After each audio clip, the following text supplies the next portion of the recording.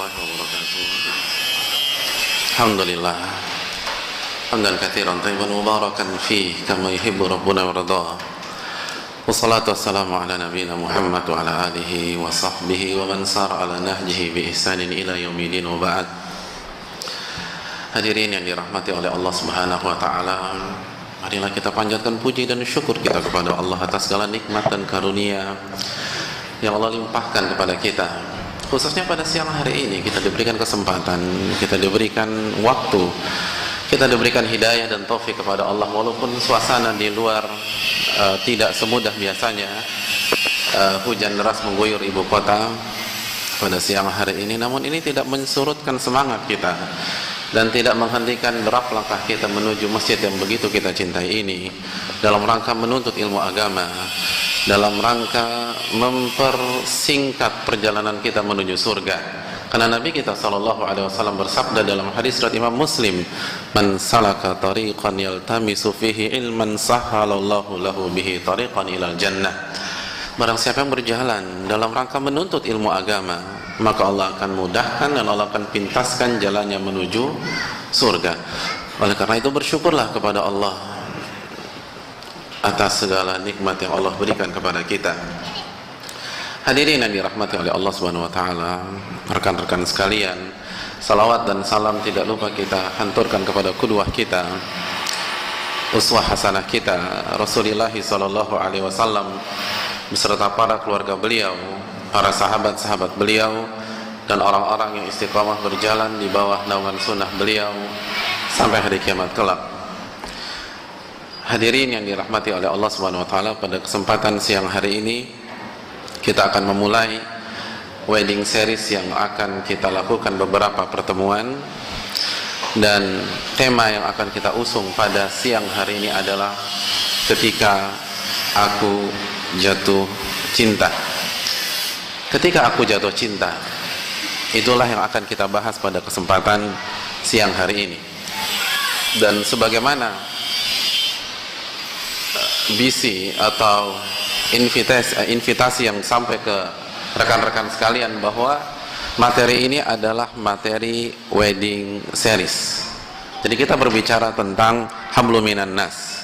Kita berbicara tentang sebuah langkah awal menuju jenjang pernikahan. Ketika kita berbicara tentang pernikahan, maka semua diawali dengan cinta, dan semua dimulai dengan kata cinta. Ketika aku jatuh cinta, apa yang harus kita lakukan sebagai seorang muslim? Ketika aku jatuh cinta, apa yang aku harus lakukan sebagai seorang muslimah?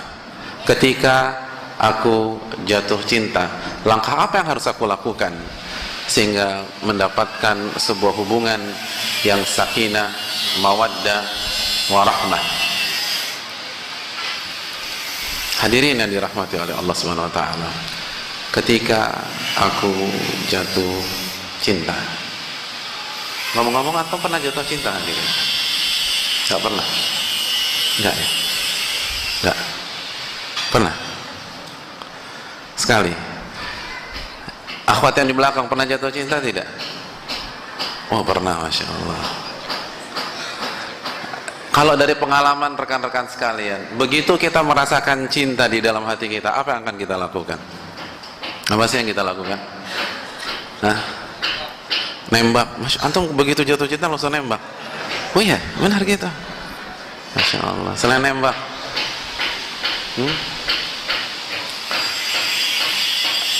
seperti apa Allah mengaturnya?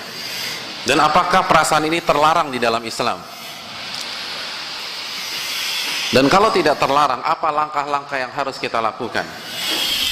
Hadirin yang dirahmati oleh Allah Subhanahu wa taala, jatuh cinta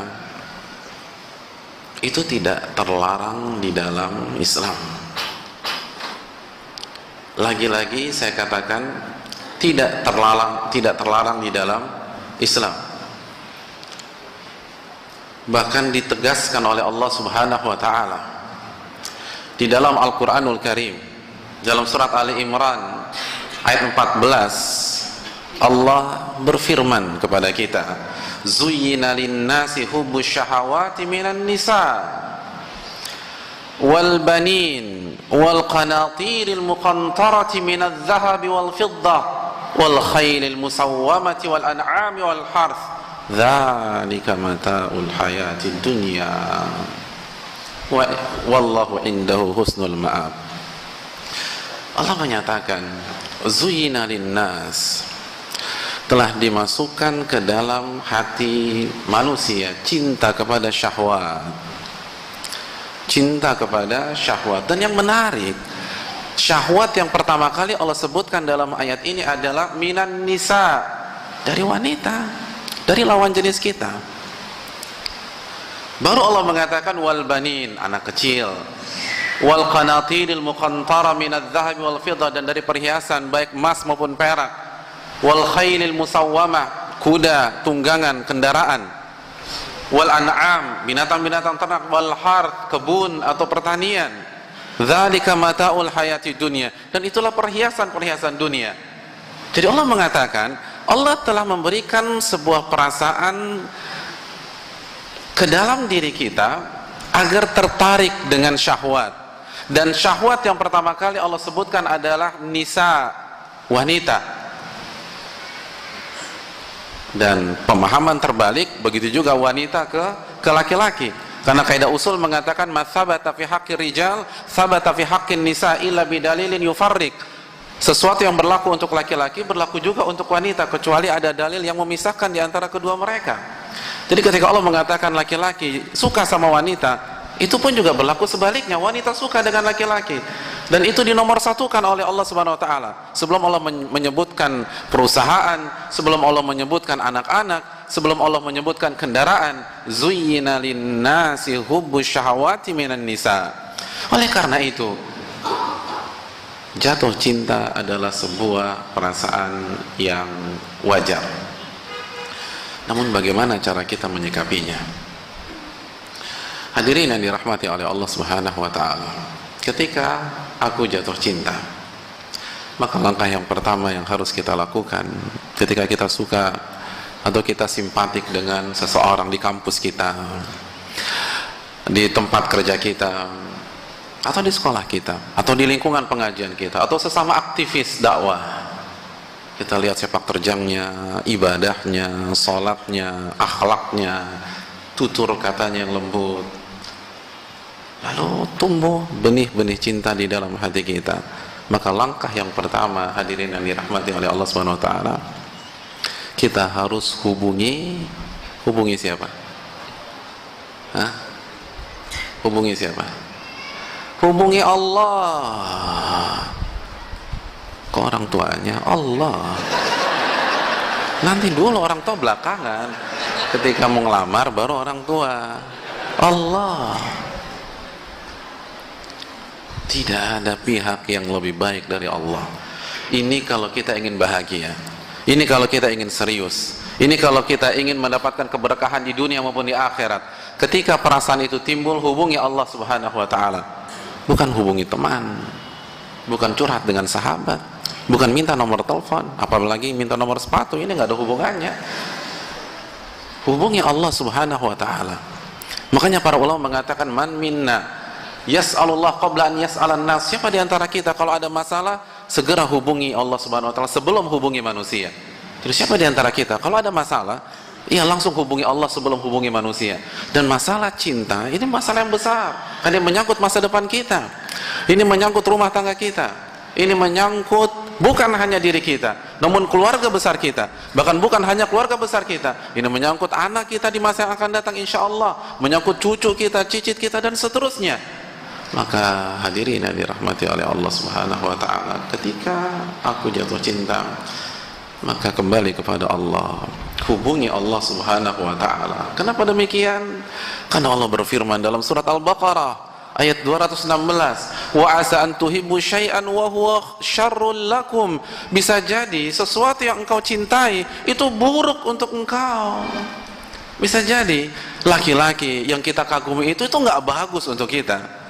Bisa jadi wanita, akhwat yang dari depan kita mempesona ternyata racun untuk kehidupan ke depan kita. Tidak ada yang mengetahui kecuali Allah. Makanya Allah berfirman dalam surat Al-Baqarah 216, fa'asa an takrahu syai'an wa huwa khairul lakum. Bisa jadi sesuatu yang engkau benci itu yang terbaik untuk Anda. Wa asa an tuhibbu syai'an wa huwa syarrul lakum. Dan apa yang Anda suka, apa yang Anda cintai, itu buruk untuk Anda. Lalu Allah tutup ayat ini dengan sebuah closing statement, wallahu ya'lamu wa antum la ta'lamun. Allah yang maha tahu dan kalian nggak ngerti apa-apa kok. Kalian nggak ngerti.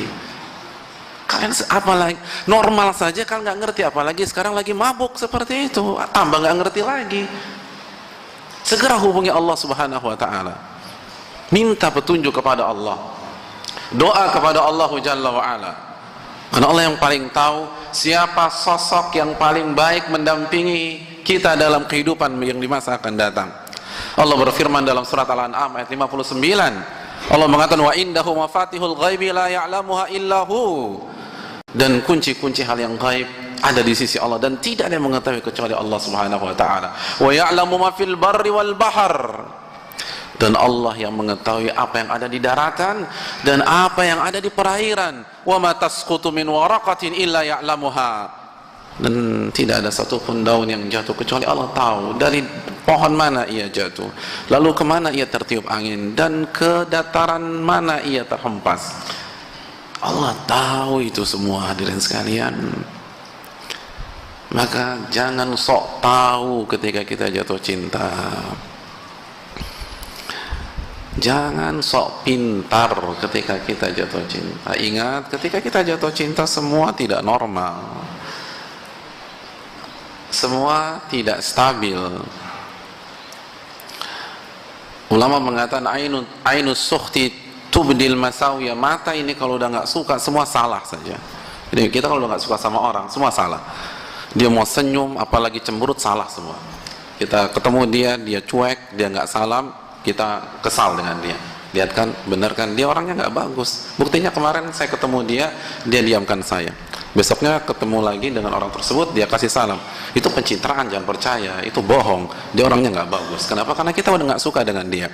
Tapi kata para wa'inur ridha, mata ini kalau sudah jatuh cinta semuanya baik, semua ada tafsirnya, semua ada justifikasinya.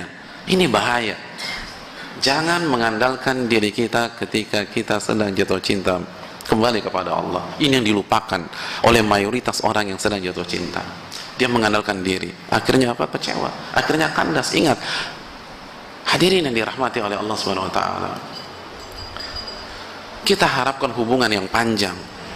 Kita harapkan hubungan dunia akhirat. Buat apa kita jatuh cinta lalu 1 bulan kemudian kita dikhianati oleh dia? Buat apa kita jatuh cinta 3 bulan kemudian kita ditipu oleh dia? Buat apa kita jatuh cinta lalu kita menikah lalu 2 tahun berikutnya divorce dengan dia? Gak ada gunanya, hanya buang-buang waktu. Akhirnya waktu terbuang percuma. Yang tahu itu Allah. Yang tahu itu Allah. Bisa jadi hari ini baik, minggu depan baik, 1 bulan ke depan baik, 3 tahun ke depan masih baik. Kejadian di 25 tahun yang akan datang. Kejadian apa? Kejadian. Saya tahu banyak kasus. Itu masalah rumah tangga datang di tahun ke-15, di tahun ke-20 salah satu pasangan berubah. Siapa yang mengetahui hal itu kecuali Allah Jalla wa'ala. Dan ini yang dilupakan. Ini hal simple, tetapi dilupakan oleh manusia yang Allah yang mengatakan zaluman jahula, yang zalim dan bodoh tapi sok taunya luar biasa. Oleh karena itu hadirin sekalian, ketika kita jatuh cinta segera hubungi Allah Subhanahu wa taala. Doa kepada Allah, istikharah. Istikharah. Coba tadi yang bilang pernah jatuh cinta, hafal doa istikharah enggak? Hah? Tadi kan katanya banyak yang jatuh cinta nih di sini. Hafal doa istikharah. Ini perlu kita hafalkan. Allahumma inni astakhiruka bi ilmika wa astaqdiruka bi qudratika wa as'aluka min fadlikal azim fa innaka ta'lam wa la a'lam. Fa innaka taqdir wa la aqdir wa ta'lam wa la a'lam.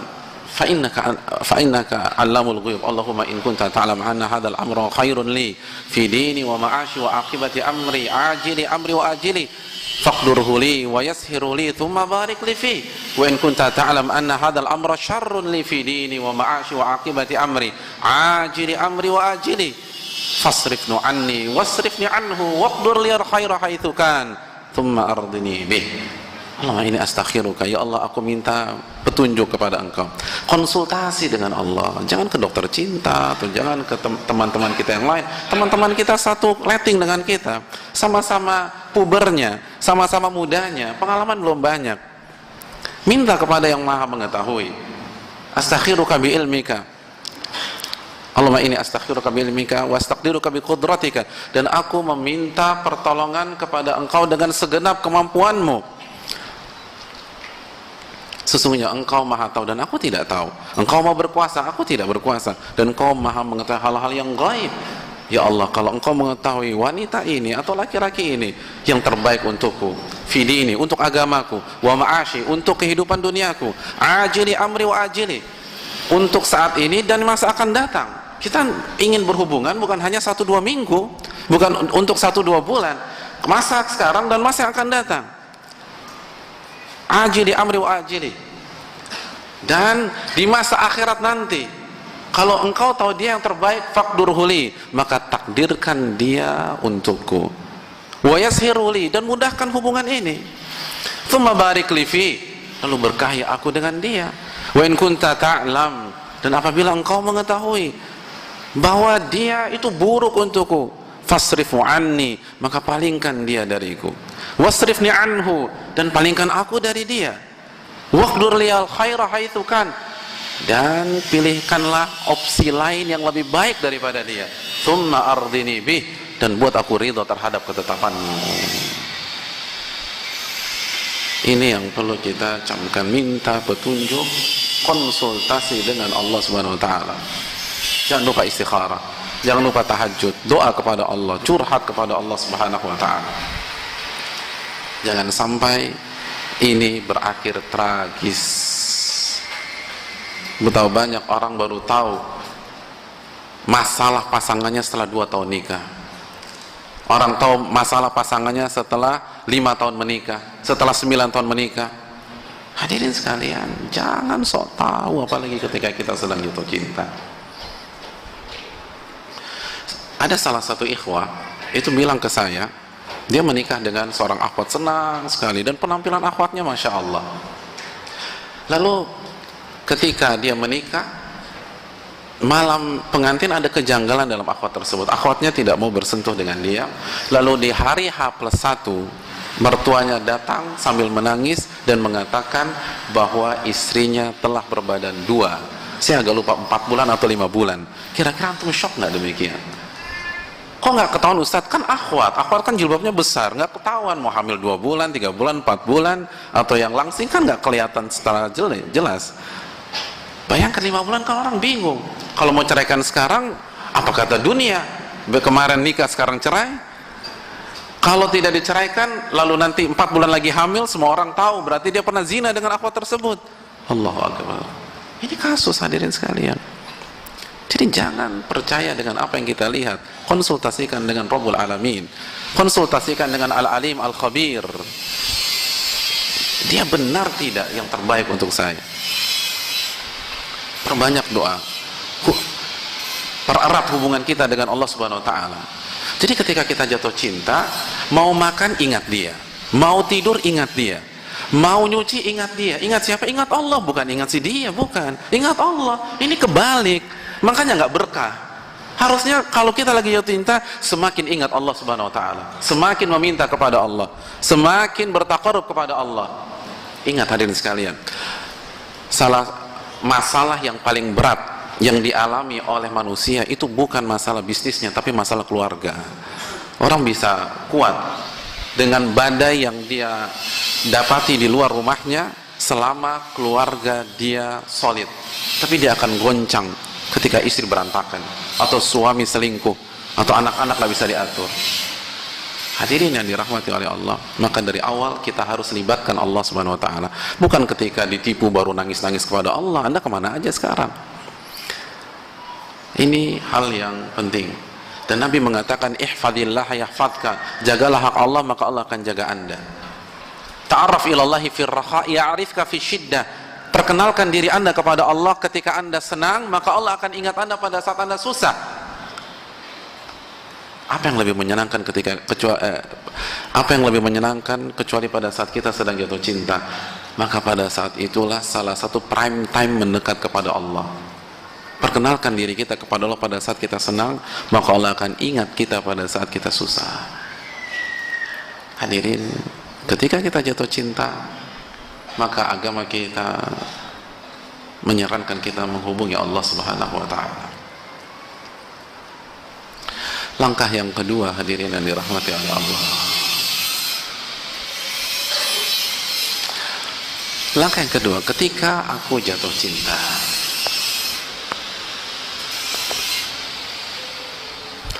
maka kita harus bisa mengontrol perasaan tersebut. Ingat, ini baru tahap awal.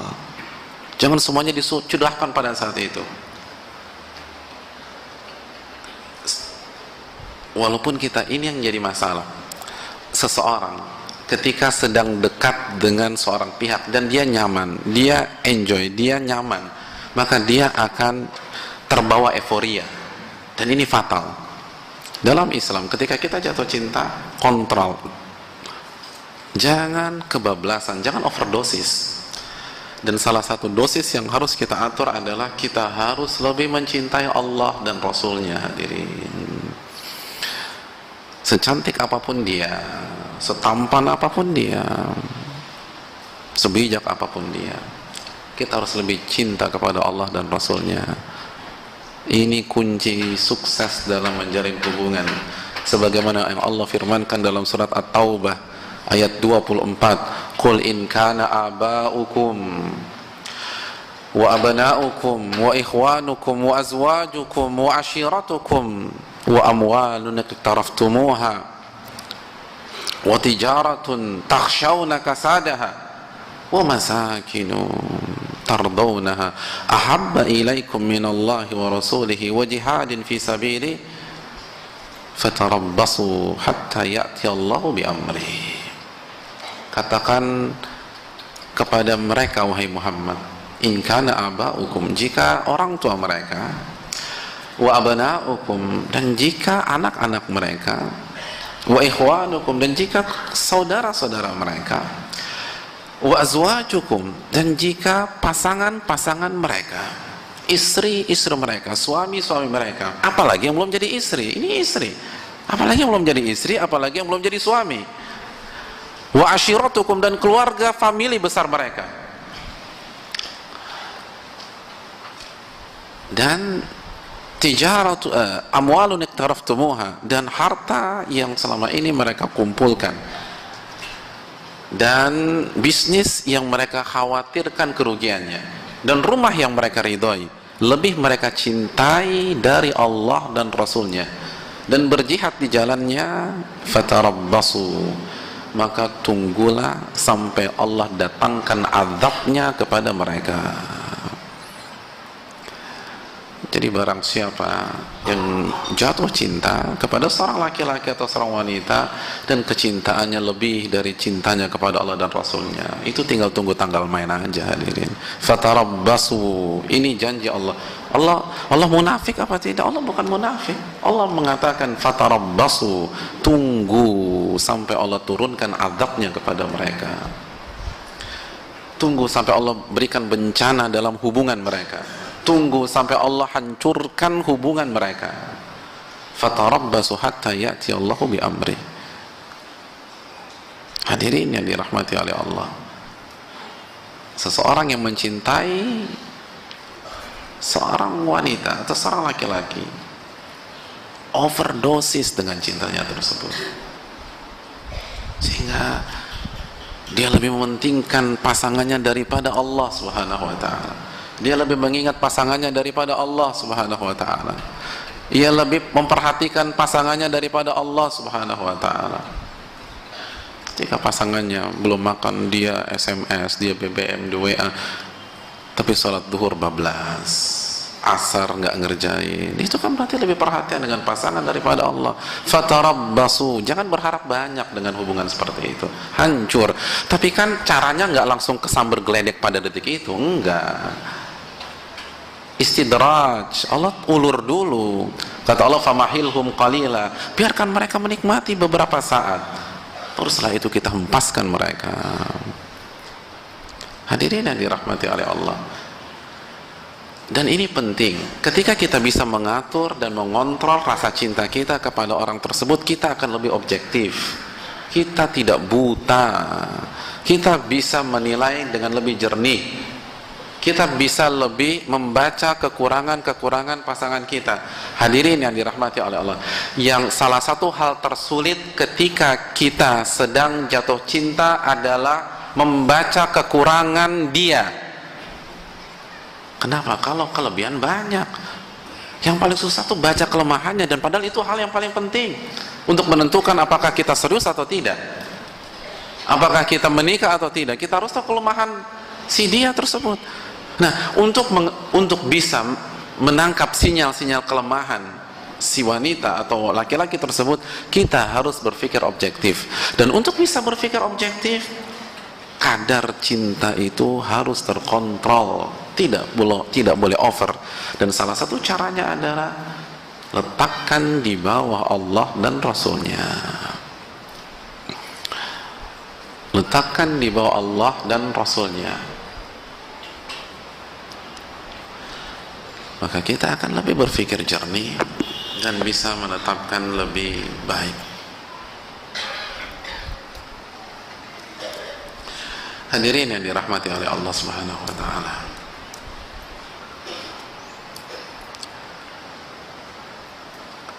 Itu poin yang kedua atau langkah yang kedua ketika aku jatuh cinta.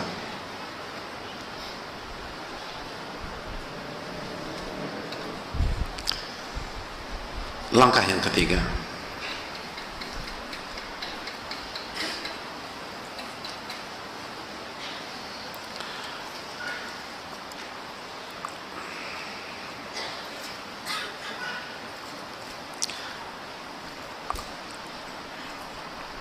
ketika aku jatuh cinta, maka gunakan syariat Allah sebagai payung hukum kita. Hadirin, pastikan dari langkah pertama hubungan kita dengan dia sesuai dengan sunnah Nabi SAW.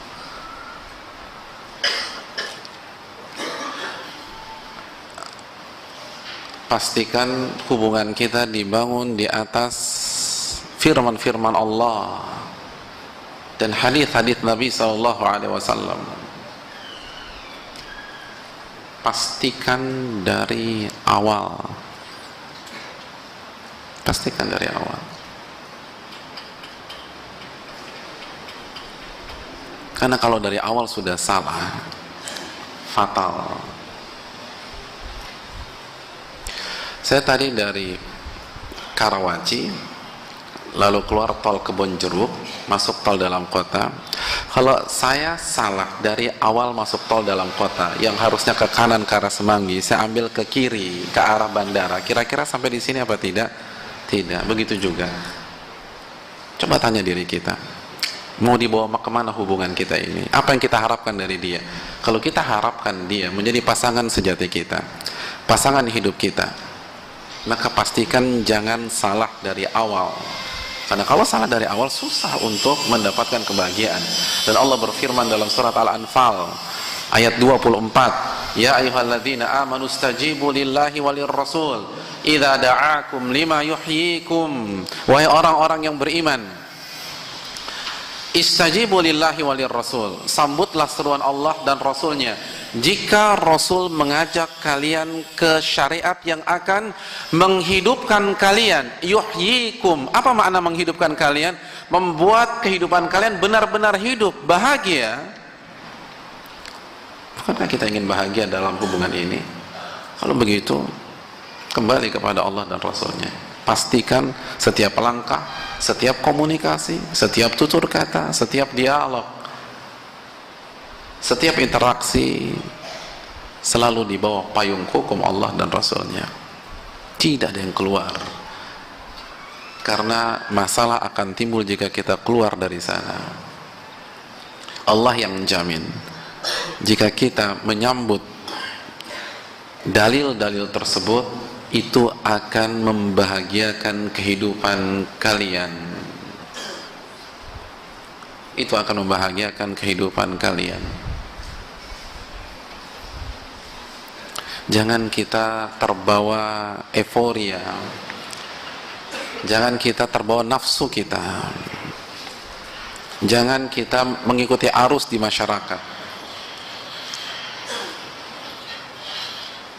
Semua candlelight dinner, kita candlelight dinner. Pastikan dulu candlelight dinner ini ada dalilnya apa enggak gitu. Bertentangan dengan sunnah Nabi apa tidak. Teman kita kasih mawar kepada ceweknya, kita kasih kamboja kepada pasangan kita biar lebih bagus dan seterusnya. Pastikan kasih kamboja ada bertentangan dengan syariat apa tidak.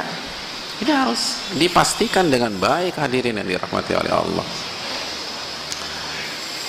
Jadi ini yang penting. Kita nggak bisa bahagia tanpa sentuhan dari Allah Subhanahu Wa Taala. Pastikan. Kalau mau bicara, kita harus tahu rulesnya bagaimana, aturan mainnya bagaimana.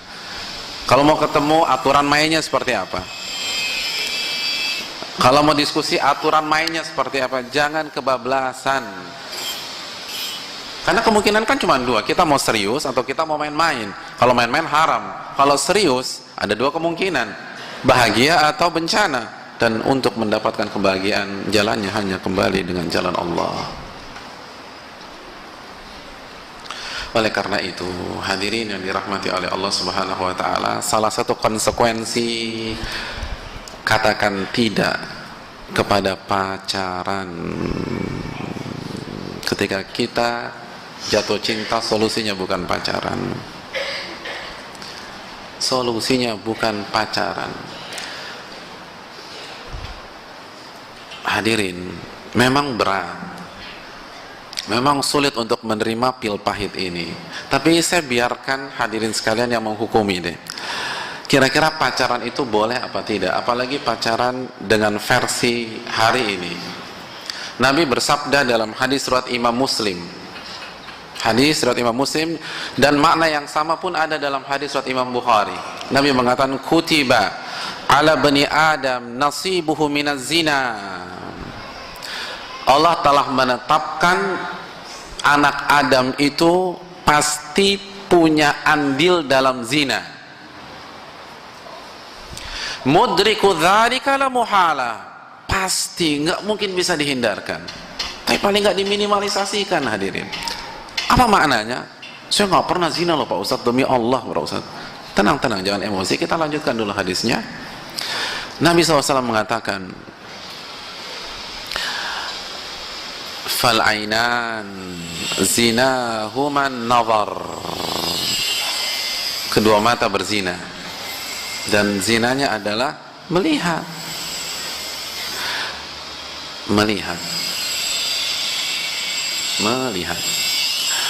Wal udhunan wa zinahuma al-istima'. Dan kedua telinga, zinanya adalah dengan mendengar.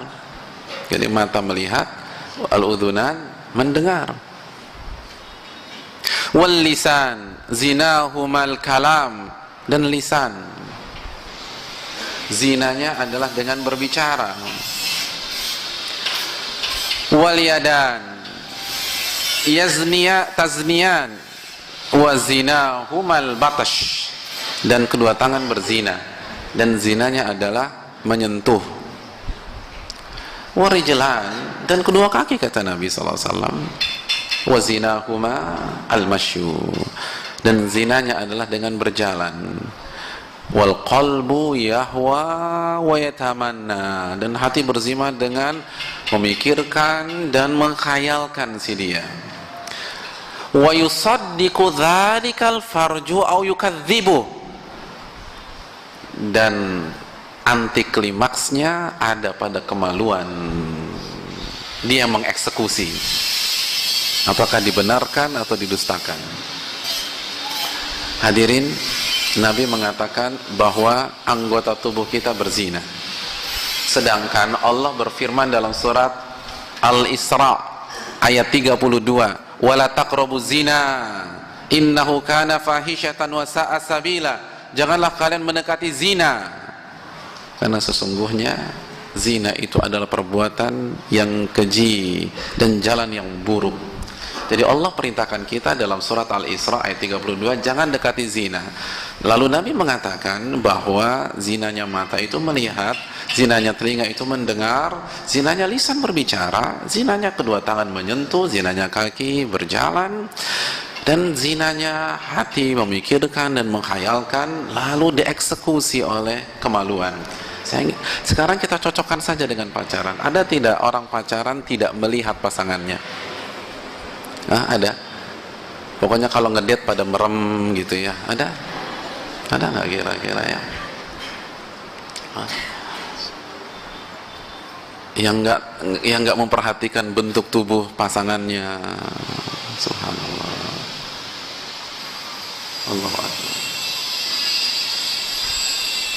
Bahkan survei mengatakan 93,7% pasangan itu pernah berciuman di sini. 93%. Bahkan 90% pernah oral seks.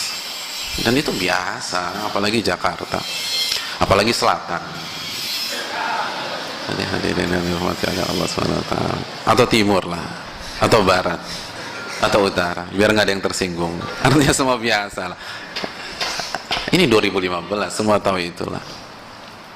Kalau saya dulu SMA 2001, itu aja sudah ngeri pergaulan.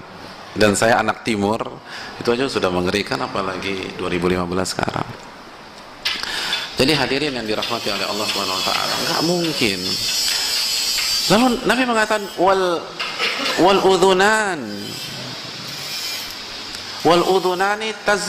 udhunani wazinahuma al-istima'. Jadi yang pertama mata berzina, ya kan? Orang kalau kencan kan biasanya kan si cewek kan tersinggung kalau dia sudah tampil sebaik-baiknya nggak dibilang cantik. Kamu kok nggak perhatian sih sama dandananku? Tuh kan harus ngelihat. Nggak mungkin gondol basar terus, kan nggak mungkin gitu loh. Jadi ini udah masalah. Lalu zinanya telinga itu mendengar. Ada pacaran nggak ada rayu-rayuan, nggak ada hani-hanian, nggak ada cincinan, nggak ada yang-yangan, nggak mungkin lah. Pasti ada. Nggak ada manja-manjaan, pasti ada.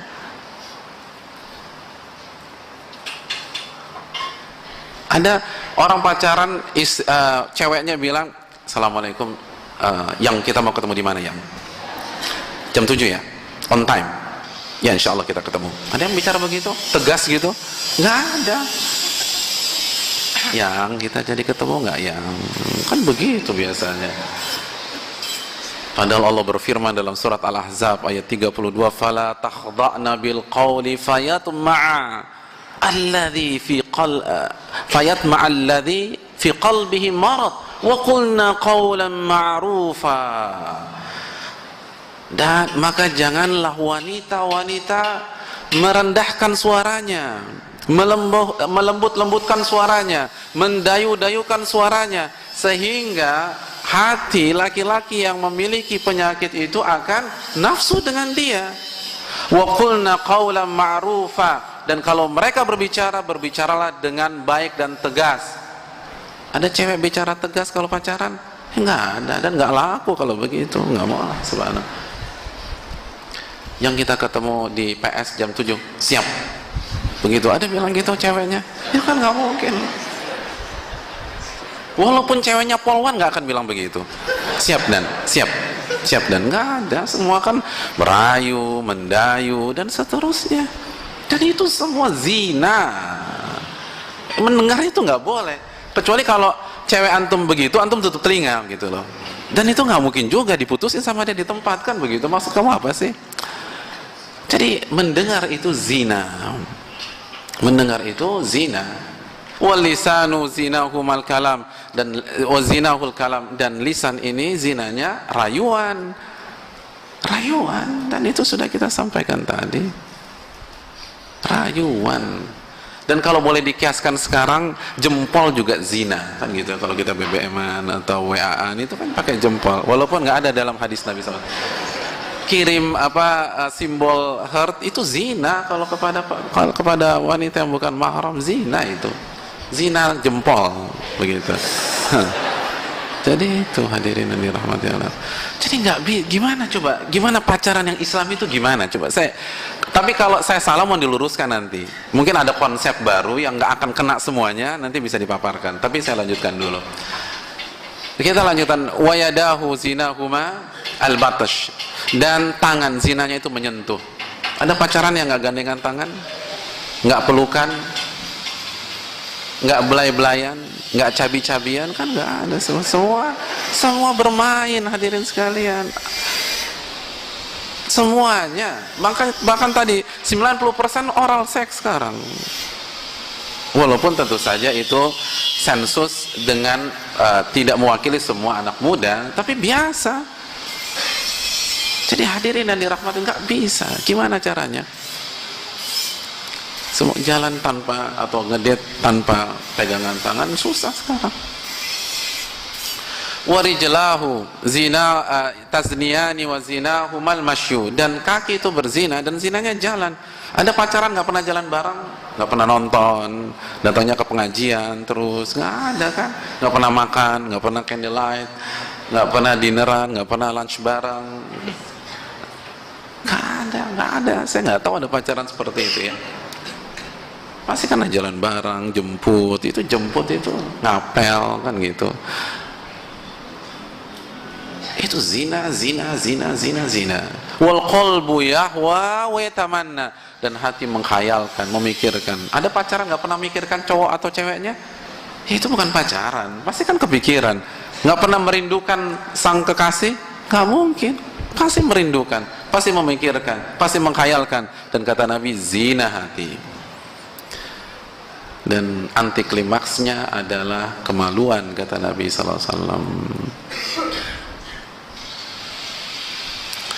Hadirin yang dirahmati oleh Allah Subhanahu wa Ta'ala, ada yang punya konsep pacaran yang Islami? Belum lagi kalau kita baca hadis Nabi SAW, la yakhluwanna rajulun bimra'atin illa wasyaitanu thalithuhuma, tidaklah seseorang laki-laki berdua-duaan dengan wanita yang bukan mahram kecuali ketiganya syaitan. Ada yang ngeliat selalu didampingi orang tua masing-masing? Nah, kalau nonton bioskop, dia ayahnya, ayah ceweknya, lalu ceweknya, begitu. Nggak mungkin ada, selalu berdua-duaan. Dan kata Nabi, tidaklah seseorang laki-laki berdua-duaan dengan seorang wanita kecuali ketiganya syaitan. Dan jangan diplesetin lagi. Dulu waktu saya SMA diplesetin hadis ini. Maka kalau kita masuk ke kelas lalu atau masuk ke tempat, ketika ada teman kita lagi berdua-duaan, kita disuruh pergi. Ingat hadis Nabi, tidaklah laki-laki dan wanita berdua kecuali ketiganya syaitan. Maka lu harus pergi karena lu syaitan. Ini nggak boleh, ini memplesetkan. Karena kata Nabi ketiganya itu syaitan. Enggak, maksud syaitan real, ketika nggak ada siapa-siapa syaitan. Dan saya pernah baca survei, hadirin sekalian, mayoritas free sex yang dilakukan oleh pasangan muda-mudi atau pasangan yang nggak muda-mudi juga lah, itu dilakukan tanpa ada appointment atau skenario di awal dari kedua belah pihak. Ini hasil survei. Jadi zina atau free sex yang terjadi mayoritas itu terjadi tanpa perjanjian sebelumnya. Jadi mayoritas terjadi spontanitas. Awalnya nggak ada yang mau zina pada malam hari itu, tapi ketika mendukung suasana jadi zina. Atau satu pihaknya saja yang pengen, yang lain enggak. Tapi begitu dirayu akhirnya menyerah. Saya langsung teringat hadis di atas. Benar kata Nabi SAW, tidaklah seorang laki-laki dan wanita berdua-duaan kecuali ketiganya syaitan. Dan kalau syaitan sudah menjadi pihak ketiga, jangan harap bisa selamat. Karena syaitan lebih pintar dari kita. Jangan sok pintar di hadapan syaitan. Jangan sok pintar. Saya ingin bertanya kepada antum semua. Antum kalau sakit gigi, itu pergi ke dokter spesialis yang pengalamannya sudah 20 tahun, atau pergi ke Salemba, ke anak UI yang baru latihan praktek cabut gigi. Kira-kira antum pilih mana? Tapi mahasiswa UI, ini jangan ada yang tersinggung mahasiswa UI ya. Ini mahasiswanya cum laude. Tapi ini pertama kali dia cabut gigi orang, dan itu antum. Antum pilih mana? Spesialis yang 20 tahun pengalamannya atau yang pengalaman pertama walaupun cum laude. Antum pilih yang mana sih? Tapi yang 20 tahun nggak cum laude loh. Tapi dia spesialis, senior, dan sudah teruji 20 tahun. Antum pilih yang mana? 20 tahun pengalaman. Kenapa? Kalau pengalaman mengasah kemampuan seseorang. Mengasah kemampuan seseorang. Nah, saya ingin tanya, pengalaman syaitan dalam mengganggu manusia berapa tahun? Ya Allah, antum tuh dianggap anak kecil sama dia. Ya, dia lagi baru jenggot cuma 5 lembar, so berani-berani sama gua. Iya kan? Diketawain. Dicengin sama setan itu. Kan dianggap. Syaitan sudah sukses menggoda orang yang lebih bertakwa dari kita. Syaitan sudah bisa menggoda anak-anak Nabi, sehingga saudara-saudara Yusuf membuang Yusuf. Itu kan anak Nabi, Nabi Yakub.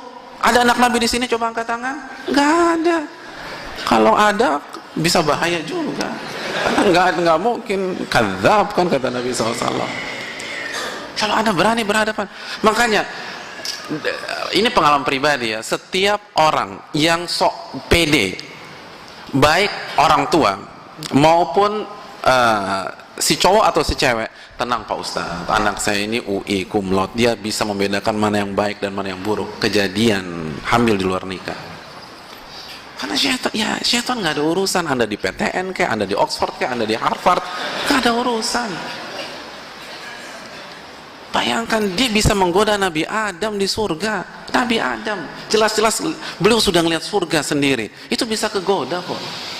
Kalau kita yang nggak pernah ngelihat surga, ngaji hadis-hadis tentang surga juga belum pernah, lalu bisa aman dari dia, nggak mungkin. Kejadian. Dan kalau sudah masuk perangkat itu susah keluar, hadirin yang dirahmati oleh Allah, susah keluar. Jangan sekali-sekali bermain. Makanya hadirin yang dirahmati oleh Allah Subhanahu wa taala, termasuk juga aktivis-aktivis dakwah ini penting, atau ikhwan-ikhwan pengajian, akhwat atau pengajian, atas alasan apapun jangan berdua-duaan dan jangan berpacaran. Tidak diperbolehkan. Makanya para ulama terlalu mengatakan la yakhluwanna rajulun bimra'atin walau, janganlah seseorang laki-laki dan wanita berduaan walaupun dengan dalih mengajarkan tahsin Al-Quran gitu loh. Mas, kenapa check in ke hotel sana? Mau belajar Iqra bareng? Itu nggak boleh. Nggak boleh itu. Walaupun alasannya ngajar Iqra, nggak boleh. Haram. Nggak boleh. Tidak diperbolehkan. Karena itu permainan syaitan. Jadi kalau belajar Iqra bareng, apalagi membahas tentang dakwah, jangan berdua-duaan. Dalihnya pacaran Islami, walaupun alasannya ta'aruf, nggak boleh berdua-duaan. Bahkan perlu antum ketahui, dalam hukum fikih, di dalam bab salat, ulama melarang satu laki-laki mengimami satu wanita di tempat kosong, tidak ada siapapun. Jadi walaupun khalwatnya salat tahajud, nggak boleh.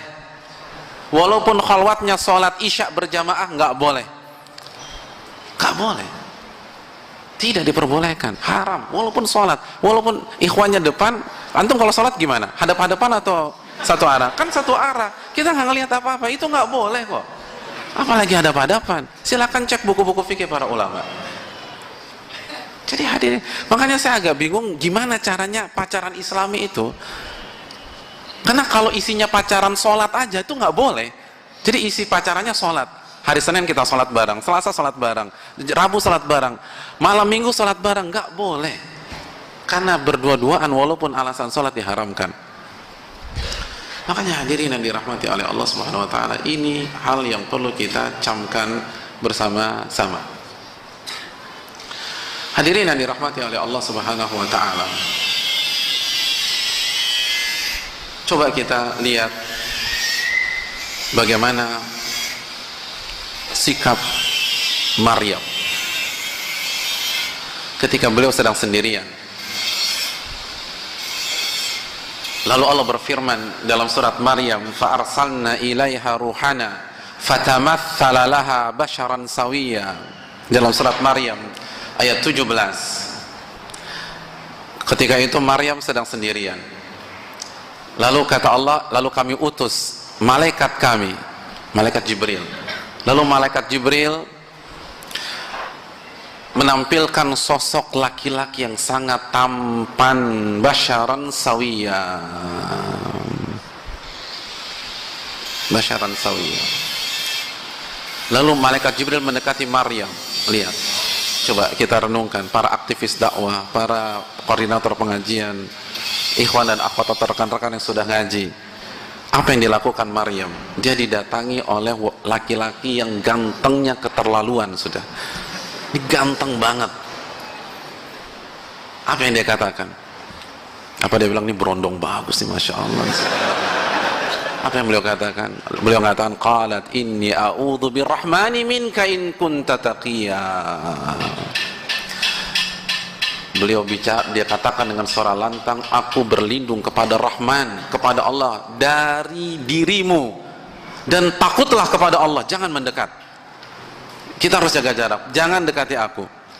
Aku berlindung kepada Allah darimu, in kunta taqiyya, dan bertakwalah kepada Allah Subhanahu wa taala. Jangan berani-berani menyentuhku, jangan berani-berani mendekatkan dirimu kepadaku. Allah, malaikat Jibril mengatakan, qala innama ana rasulu rabbika. Tenang saja, aku ini adalah malaikat dari Rabbmu. Maryam nggak berani berdua-duaan dengan laki-laki, nggak berani. Siapa dia? Dia adalah wanita terbaik. Nabi mengatakan, khairun nisa'i Maryam, sebaik-baik wanita di zamannya Maryam. Dan Allah berfirman dalam surat Ali Imran, ini Maryam itu diajak ngomong langsung dengan malaikat. Wa idh qalatil malaikatu ya Maryam innallaha astafaki wa tahharaki wastafaki ala nisa'il alamin. Dan ingatlah ketika malaikat berkata kepada Maryam, wahai Maryam, sesungguhnya Allah memilihmu dan Allah mensucikanmu dan Allah memilihmu dari seluruh wanita yang ada pada saat itu. Wanita yang dipilih oleh Allah, wanita yang disucikan oleh Allah, tapi tetap tidak berani berdekatan dengan laki-laki, tidak berani berdua-duaan dengan laki-laki. Lalu siapa kita? Lalu kita berani berhadapan dengan laki-laki. Oleh karena itu, hati-hati dalam masalah ini. Wallahu ta'ala bisawab. Ya, kita lanjutkan hadirin yang dirahmati oleh Allah Subhanahu wa taala. Yang keempat, langkah keempat jika kita jatuh cinta adalah ta'aruf. Dan konsep ta'aruf sudah kita bahas pada pertemuan yang lalu. Maka saya tidak akan mengulang, terapkan konsep yang telah kita sampaikan pada pertemuan yang lalu karena terlalu panjang. Lalu kita akan lanjutkan. Jadi ta'aruf adalah proses pranikah yang detailnya sudah kita bahas di pertemuan yang lalu. Kita lanjutkan langkah berikutnya. Langkah berikutnya, jika kita jatuh cinta, lakukan fit and proper test. Fit and proper test ini penting. Dalilnya apa? Khadijah radhiyallahu taala anha. Ketika Khadijah tertarik dengan Nabi sallallahu alaihi wasallam dan mendengar nada-nada indah tentang pemuda usia 25 tahun yang bernama Muhammad bin Abdullah bin Abdul Muttalib, apakah Khadijah langsung mendekati Muhammad sallallahu alaihi wasallam, mendekati Nabi kita lalu menawarkan diri? Jawabannya tidak. Apa yang beliau lakukan? Beliau mengajak Nabi kita sallallahu alaihi wasallam berbisnis. Bawa barang saya dan jual. Yang kedua, bukan berbisnis di Mekah, berbisnis di Syam. Jadi safar. Dan kita tahu bersama, untuk melihat bagaimana hakikat seseorang. Apa kata Umar bin Khattab? Umar bin Khattab menjelaskan dalam riwayat Al-Imam Ibnul Jauzi, ada seseorang merekomendasikan temannya, lalu Umar bin Khattab mengatakan, apakah engkau pernah safar dengannya? Kata dia, belum. Apakah engkau pernah terlibat hubungan yang berkaitan dengan uang dengan dia? Jawabannya belum. Pernahkah engkau tinggal satu atap dengan dia? Jawabannya belum. Kata Umar, demi Allah engkau belum mengenalnya. Engkau belum mengenalnya. Jadi untuk mengetahui bagaimana karakter seseorang, ada 3 cara yang direkomendasi oleh Umar. Safar, karena pada saat safar orang akan memperlihatkan tabiatnya. Yang egois, yang berbagi dia akan berbagi. Lalu ketika berhadapan dengan uang, baik pinjam meminjam atau investasi atau bagi hasil atau joint venture dan seterusnya, Maka orang akan terlihat ambisi tidak terhadap dunia, zuhud apa tidak kepada akhirat. Lalu yang ketiga, tinggal satu atap. Lihat bagaimana Khadijah. Sebelum Khadijah radhiyallahu taala anha maju ke pemuda yang bernama Muhammad bin Abdullah sallallahu alaihi wasallam, beliau meminta Muhammad untuk menjual barangnya, dan bukan di kota Mekah, di Syam, sehingga Khadijah bisa melihat bagaimana kejujuran Nabi, amanat Nabi, akhlak Nabi, dan tanggung jawab Nabi dalam menjual barangnya, dan bagaimana tingkah laku beliau ketika beliau sedang safar. Jadi ini penting, ini urgent. Pastikan ketika kita jatuh cinta dengan seseorang, kita uji dia, benar nggak dia baik. Ini nggak ada masalah dalam Islam, selama tidak menzalimi dia. Lihat, Khadijah mengetes Nabi, tapi tidak ada kezaliman. Itu benar-benar bisa untung, bisa rugi. Kalau ternyata Muhammad itu pengkhianat misalnya, uangnya dibawa kabur, tapi beliau pikir nggak ada masalah. Yang penting saya tidak mendapatkan calon suami yang ternyata tidak baik untuk saya. Tapi ternyata Nabi kita SAW begitu indah akhlaknya, begitu mulia tutur katanya, begitu tinggi kejujuran dan amanatnya. Maka Khadijah setelah itu memberanikan diri untuk maju ke hadapan Nabi kita SAW. Jadi ini menunjukkan fit and proper test diperbolehkan. Dan saya ingatkan juga bahwa di antara penjelasan masalah ini adalah perkataan Al-Imam Ahmad bin Hanbal. Ini fatwa atau madhab Imam Ahmad, dan disebutkan sebagian para sahabat, jika Anda ingin menikah dengan mantan pelacur atau mantan pezina, maka tes dulu, jangan main mau aja. Jadi dia pezina atau dia pelacur dulu dan dia bertobat, lalu kita lihat ibadahnya, kita tertarik untuk menikah dengan dia, jangan langsung melamar, tapi tes dulu. Tesnya bagaimana? Kata para ulama, ajak dia zina, mau enggak? Bukan kita yang ngajak, kalau kita bisa salah paham, batal beneran. Cari orang yang dia tidak tahu, kasih nomor teleponnya, suruh orang itu ngerayu dia, ajak dia makan malam bareng, ajak dia check in. Kalau ternyata dia menolak, dia marah, berarti dia benar-benar bertaubat, dan silahkan maju dengan dia. Ini menunjukkan fit and proper test itu ada dalam Islam. Dan ini menunjukkan bahwa ketika kita tidak mendukung proses yang bernama pacaran, bukan berarti asal-asalan. Semua harus dilakukan secara spesifik. Itu yang perlu kita camkan. Dan langkah berikutnya ketika kita jatuh cinta dengan seseorang, libatkan pihak lain. Libatkan pihak lain untuk mengecek orang tersebut, untuk mengenal orang tersebut. Lihat bagaimana Khadijah, ketika Khadijah meminta Nabi untuk safar ke Syam, maka Khadijah mengutus asistennya Maisarah, dan Maisarah laki-laki bukan wanita. Dan menariknya, Khadijah meminta Maisarah untuk tidak membantah Nabi SAW. Artinya tugas Maisarah hanya wait and see saja. Itu salah satu riwayat menyatakan bahwa Khadijah memberikan wasiat kepada Maisarah, tugas Anda adalah mendampingi Muhammad, diam dan lihat. Jadi tujuannya untuk memberikan data konkret di lapangan bagaimana Muhammad. Jadi Maisarah hanya tugasnya melihat saja, menilai gimana sih Muhammad, tidak memberikan masukan. Karena kalau memberikan masukan bisa jadi Muhammad baik itu karena masukannya Maisarah, bukan karena awalnya baik.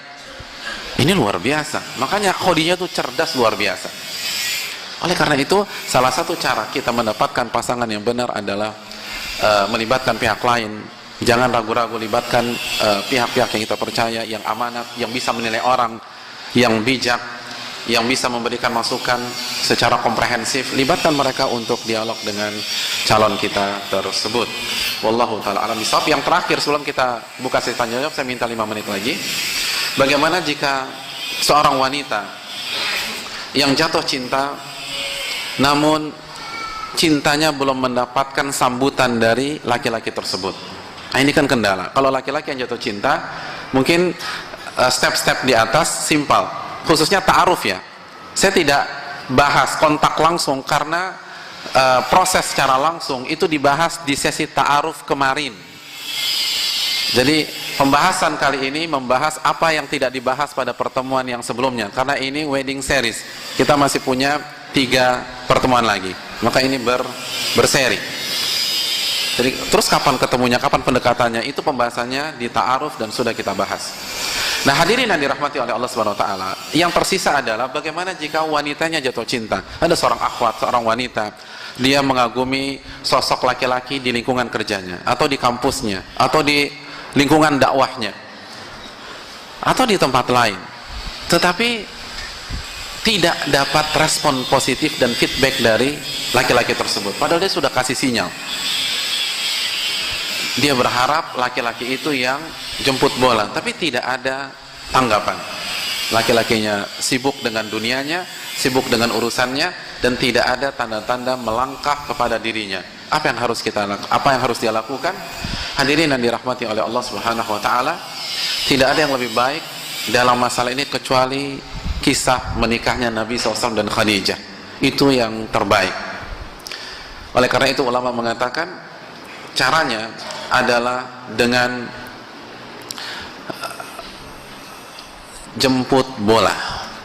Sampaikan keinginan kita kepada laki-laki tersebut. Dan yang terbaik sebagaimana yang dilakukan Khadijah, jangan langsung, tapi melalui orang yang kita percaya. Dalam riwayat Khadijah mengutus salah satu sahabatnya untuk berbicara dengan Nabi SAW. Jadi Khadijah sudah terpikat, tapi Muhammad tidak pernah melangkah lebih jauh dari hanya sekedar berbisnis. Jadi Nabi Muhammad tidak ada niatan ke Khadijah untuk menjadikan beliau sebagai istri. Maka Khadijah mengutus salah satu sahabatnya untuk berbicara dengan Nabi SAW, menyampaikan keinginannya. Dan lihat bagaimana sahabat Khadijah. Di antara riwayat tentang masalah ini, sahabatnya Khadijah menyatakan begini, wahai Muhammad, saya melihat engkau sudah pantas untuk menikah. Sudah 25 tahun, sudah matang, kecerdasan emosionalnya sudah bagus, kenapa nggak nikah? Anda sudah layak nikah. Lalu setelah disampaikan hal-hal tersebut, dan sahabat Khadijah melihat respon yang positif, ternyata Muhammad tertarik juga ingin menikah. Lalu sahabatnya tersebut, kalau saya, engkau tuh sudah pantas untuk menikah. Dan dari seluruh wanita di kota Mekah yang ada, saya tidak melihat ada yang lebih layak kecuali Khadijah. Karena dia cantik, dia dewasa, dia dermawan, dia kaya, dia punya status sosial yang bagus seperti kamu, dan kalian berdua sangat serasi. Lihat, berkelas kan? Gak mengatakan Khadijah naksir lo sama ente, enggak, ini mah jatuh kan begitu, enggak bilang begitu. Saya melihat yang pantas mendampingimu adalah Khadijah. Dia kaya, dia cantik, dia baik, dia berakhlak mulia. Terus Nabi merespon, bagaimana mungkin aku menikah dengan Khadijah, saya nggak punya mahar. Itu biar saya yang atur, kata beliau. Masya Allah, biar saya yang atur. Jadi lihat, berkelas. Lalu setelah itu baru Khadijah yang bicara langsung ke Rasulullah Sallallahu Alaihi Wasallam. Ini menunjukkan bahwa melangkah langsung ke laki-laki bukan tindakan tercela, bukan tindakan yang menjatuhkan harkat martabat seorang wanita, bukan tindakan menghina reputasi wanita. Justru ini adalah kecerdasan seorang wanita. Kenapa demikian? Karena bisa jadi ini pintu gerbang itu bisa terbuka dengan cara kita maju.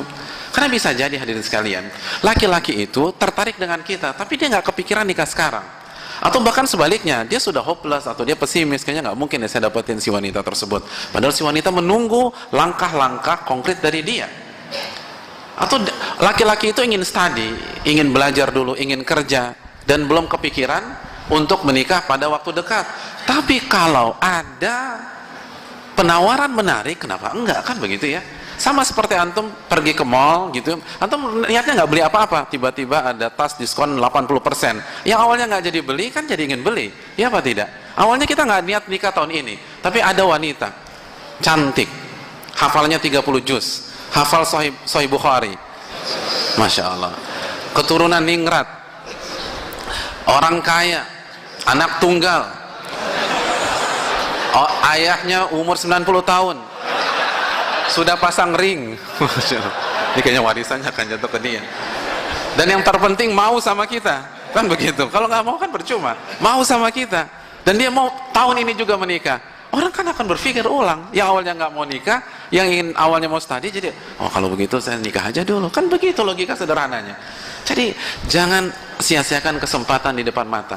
Apalagi laki-laki yang soleh ini jarang dan langka sekali. Jadi kalau kita melihat ada laki-laki soleh, tidak ada salahnya kita maju duluan. Tapi dengan elegan, dengan terhormat, dengan berkelas, jangan dengan cara kampungan. Lihat bagaimana Khadijah mengatur komunikasi dengan Nabi SAW. Dan tapi kalau ditolak gimana Ustaz? Kalau dia ketawain saya gimana? Justru inilah salah satu cara menguji seperti apa kesolehan dia. Kalau dia laki-laki yang soleh, dia berakhlak mulia, dan dia ngerti agama, dia tidak akan melecehkan kita. Kalaupun dia tolak, dia akan tolak secara terhormat atau elegan. Kalau dia ketawain kita, ini adalah sinyal dan tanda dari Allah, dia bukan orang yang terbaik. Karena dia nggak ngerti agama. Kalau dia ngerti agama, hanya secara teori saja. Buktinya dia tidak menghargai seorang wanita yang sedang mengamalkan sunnah Nabi SAW. Seorang wanita yang sedang mengamalkan sunnahnya Khadijah radhiyallahu ta'ala anha. Wanita terbaik adalah Khadijah, kata Nabi. Dan ini sunnahnya. Oleh karena itu, ini kesempatan. Jadi, kalau menurut saya itu nggak ada resiko.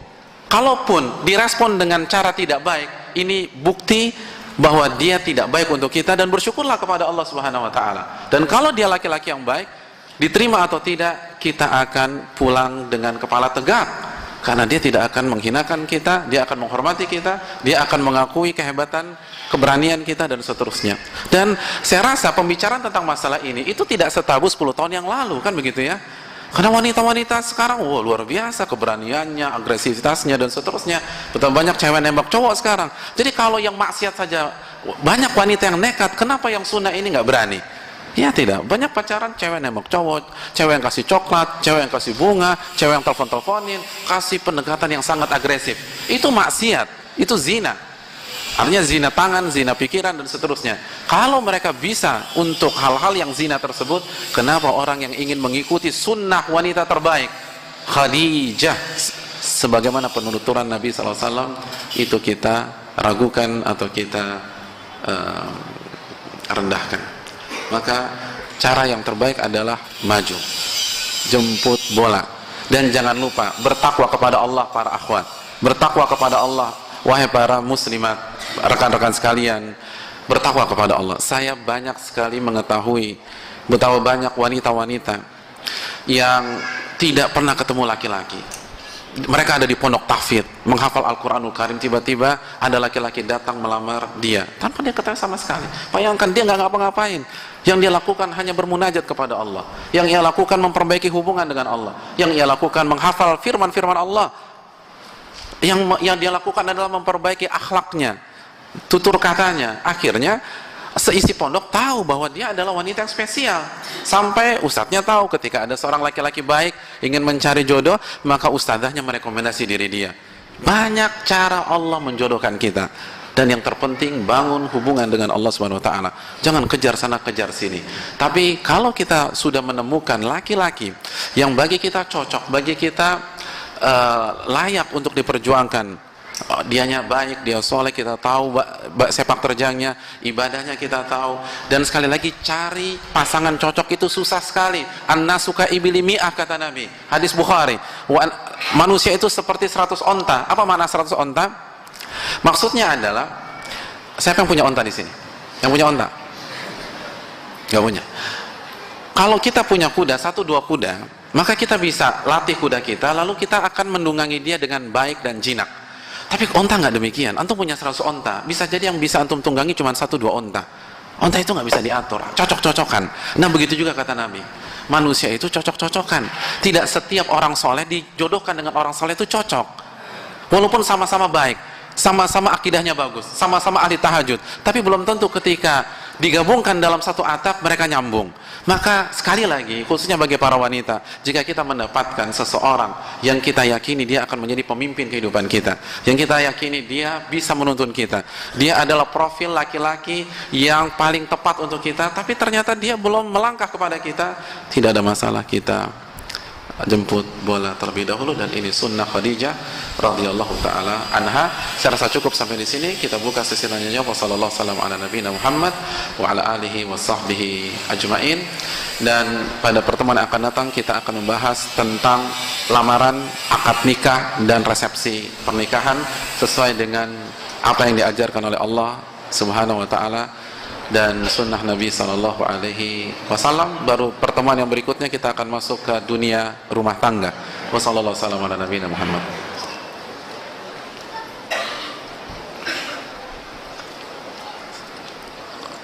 Jazakallahu khairan atas pemaparan materi yang telah disampaikan oleh Ustaz.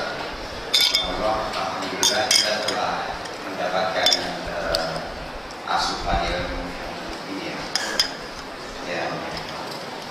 Alhamdulillah cukup ini ya, cukup baik untuk bagaimana sih kita merespon ketika aku jatuh cinta, ketika anak jatuh cinta, ketika antum semua jatuh cinta.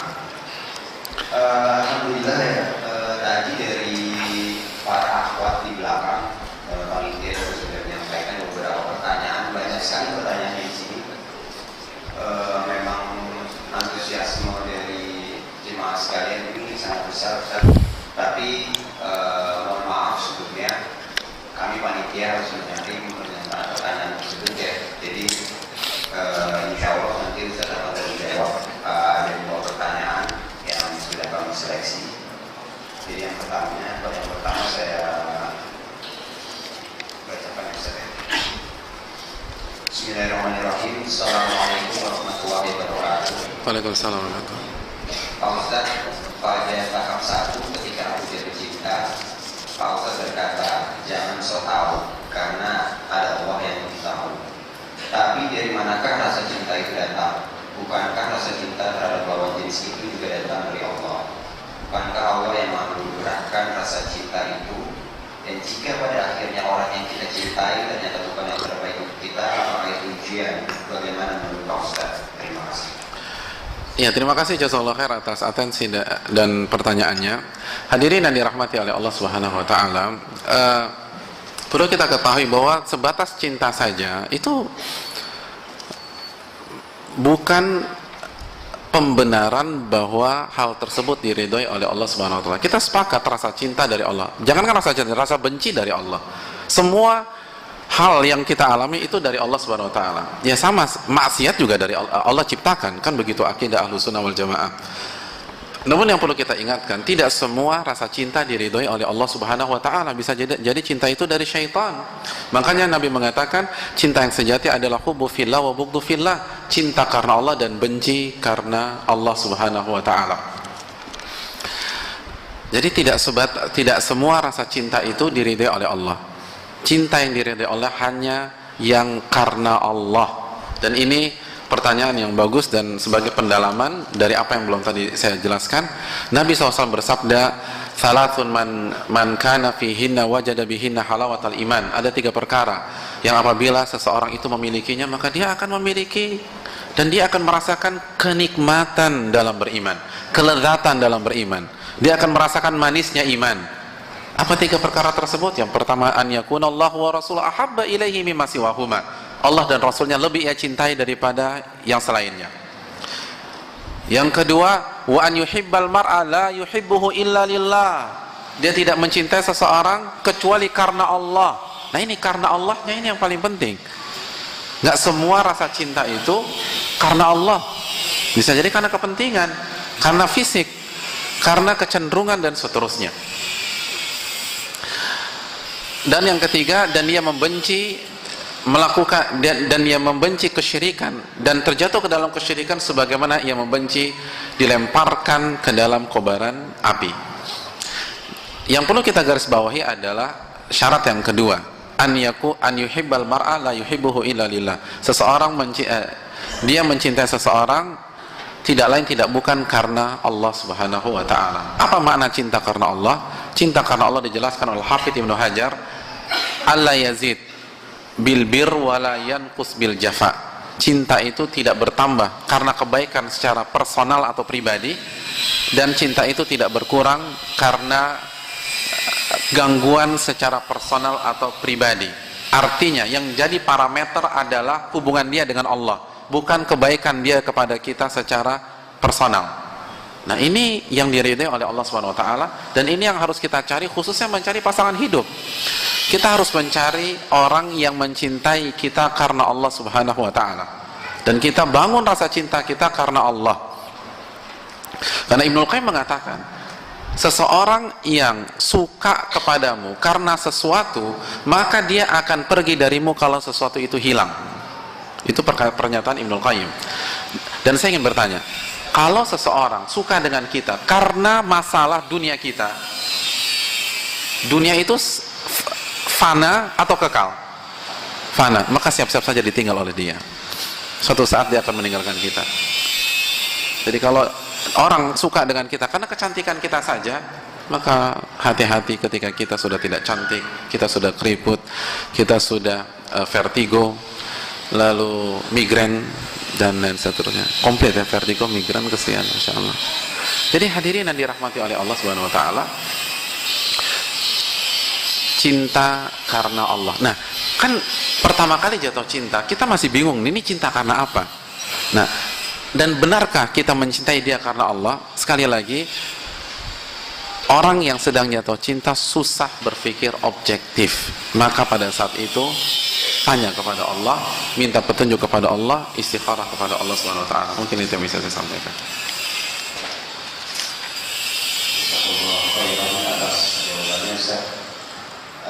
Selanjutnya Ustaz, ada pertanyaan lagi. Pertanyaan di sini kurang lebih sama ya Ustaz, dari para akhwat ini. Jadi bagaimana cara memilih dan menentukan pasangan yang tepat untuk para kaum akhwat Ustaz? Terus kalau boleh ada lagi pertanyaan itu dia, ketika sudah istiqoroh, kira-kira tandanya seperti apa bahwa dia memang jodoh saya?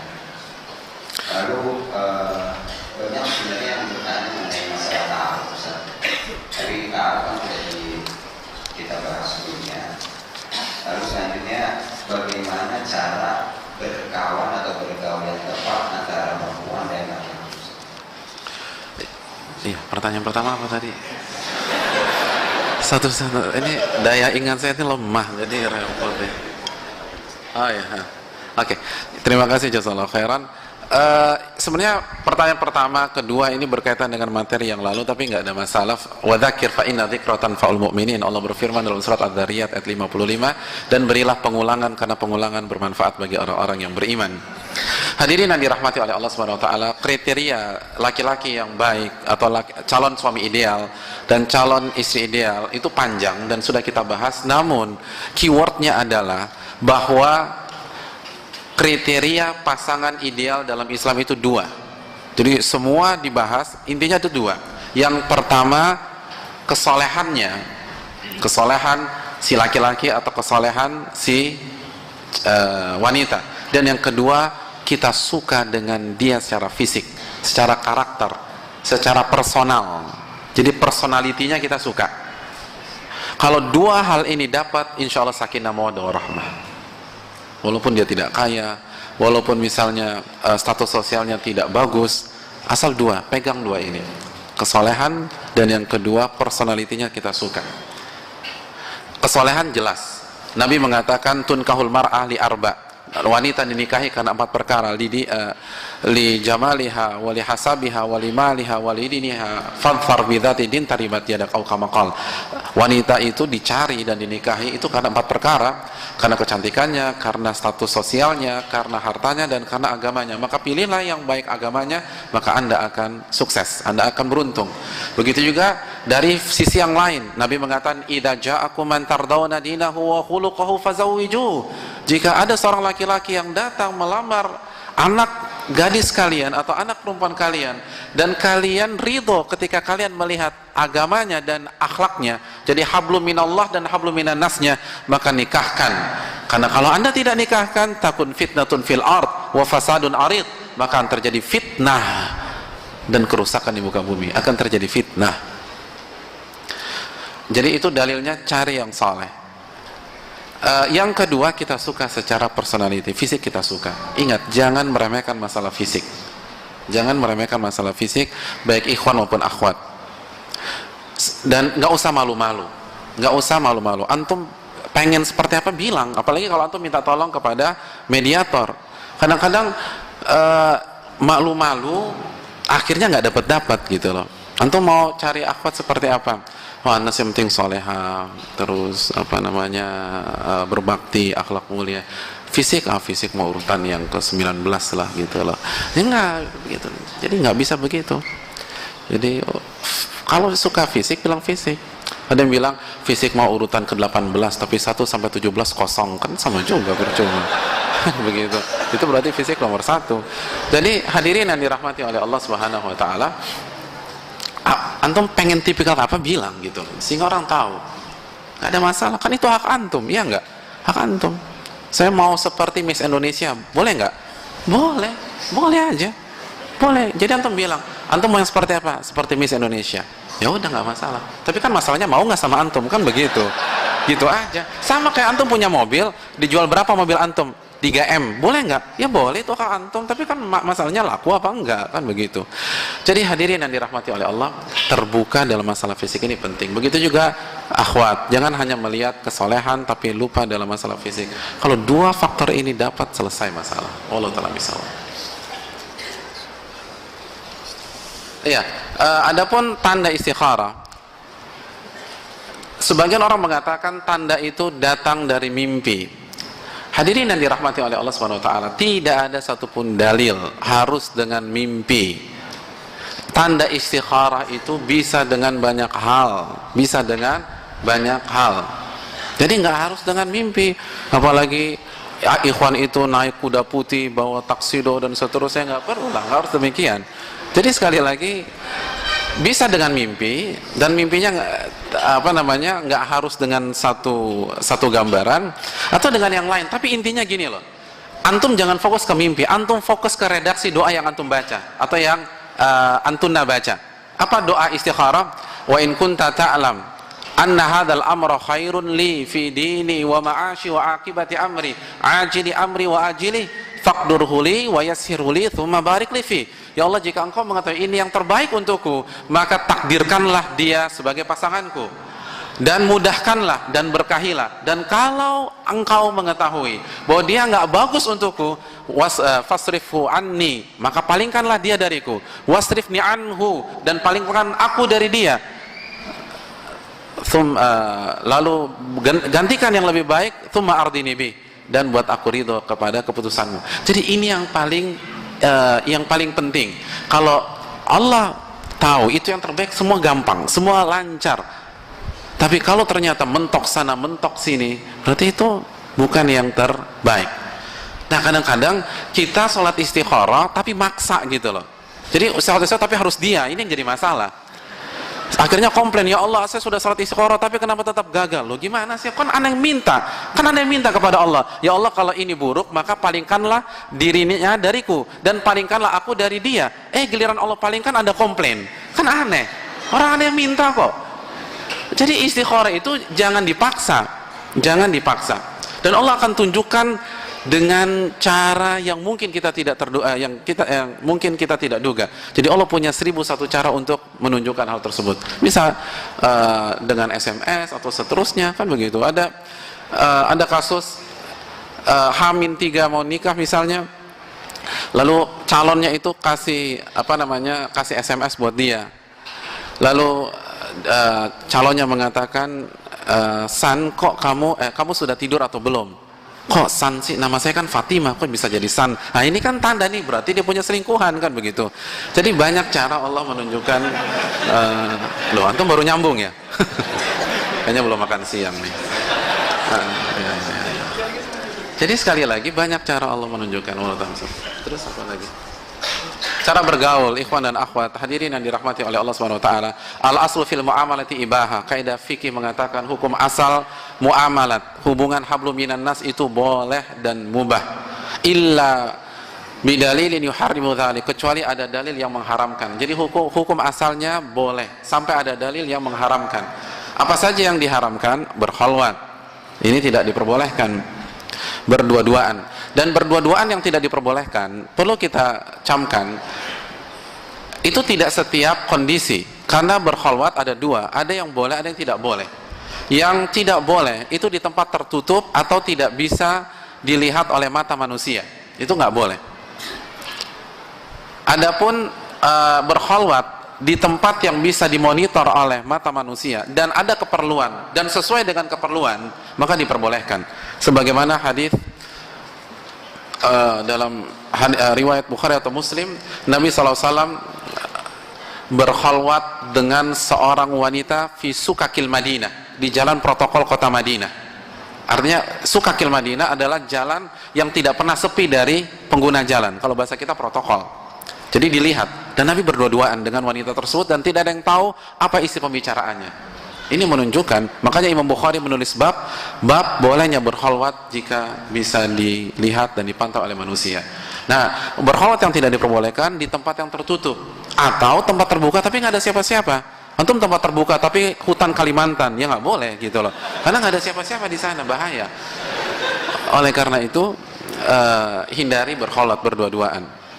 Harus ada ada teman atau ada beramai-ramai, itu nggak ada masalah.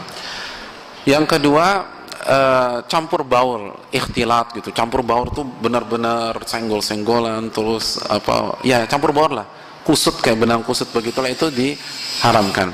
Adapun kalau misalnya satu ruangan tetapi jelas gitu, tidak bercampur baur, laki-laki di depan, perempuan di belakang, atau baik ada hijab atau tidak ada hijab, insya Allah masih diperbolehkan. Sebagaimana Masjid Nabawi 15 abad yang lalu pun tidak ada hijab, tapi tidak ada campur baur seperti itu. Dan juga ketika Nabi tawaf itu juga tidak pakai hijab, tapi mereka tidak bercampur baur, krodit demikian. Wallahu ta'ala alam bisawab. Dan ada beberapa hukum lagi yang perlu kita camkan. Dan ingat, bicara khususnya bagi wanita itu yang tegas, yang jelas. Fala takhda'na bil qaul. Allah berfirman, janganlah wanita memberikan suara yang syahdu, suara yang lembut, suara yang lemah, itu tidak diperbolehkan. Makanya Allah mengatakan dalam Al-Ahzab 32 tadi, faqulna qaulan ma'rufa, ucapkanlah kata-kata yang baik, kata-kata yang tegas. Jadi bicara dengan ikhwan atau bicara dengan laki-laki, bahasanya tegas dan seperlunya, dan tidak perlu curhat-curhatan, kecuali kalau memang dia bisa kasih solusi. Dan jangan jadikan alasan dakwah ibadah sebagai pacaran terselubung, kan begitu. Saya tahu ada kasus setiap jam 3 malam dia BBM akhwat gitu loh, ingetin salat tahajud. Ya, ada salah satu anak pondok dulu, jadi jam 3 malam BBM akhwat ingetin salat tahajud, gitu aja sih. Tapi kan fitnah. Kenapa? Terus saya bilang, kenapa Anda BBM akhwat ingetin salat tahajud, teman sekamar Anda nggak pernah Anda bangunin? Kan Anda tidur sama teman sekamar. Kalau mau bangunin salat tahajud, bangunin aja teman sekamar Anda. Kenapa jauh-jauh ke sana? Jadi itu semua fitnah. Ingetin makan sahur, ingetin buka puasa. Ngapain diingetin buka puasa? Itu udah insting, orang akan buka puasa, nggak perlu diingetin lagi. Jadi wallahu ta'ala, ini fitnah. Ya, udah. Terima kasih atas pemaparan. Kemudian untuk para ikhwannya ya, untuk ikhwan yang ingin bertanya silakan diberikan dua pertanyaan. Monggo boleh Pak. Ya, silakan.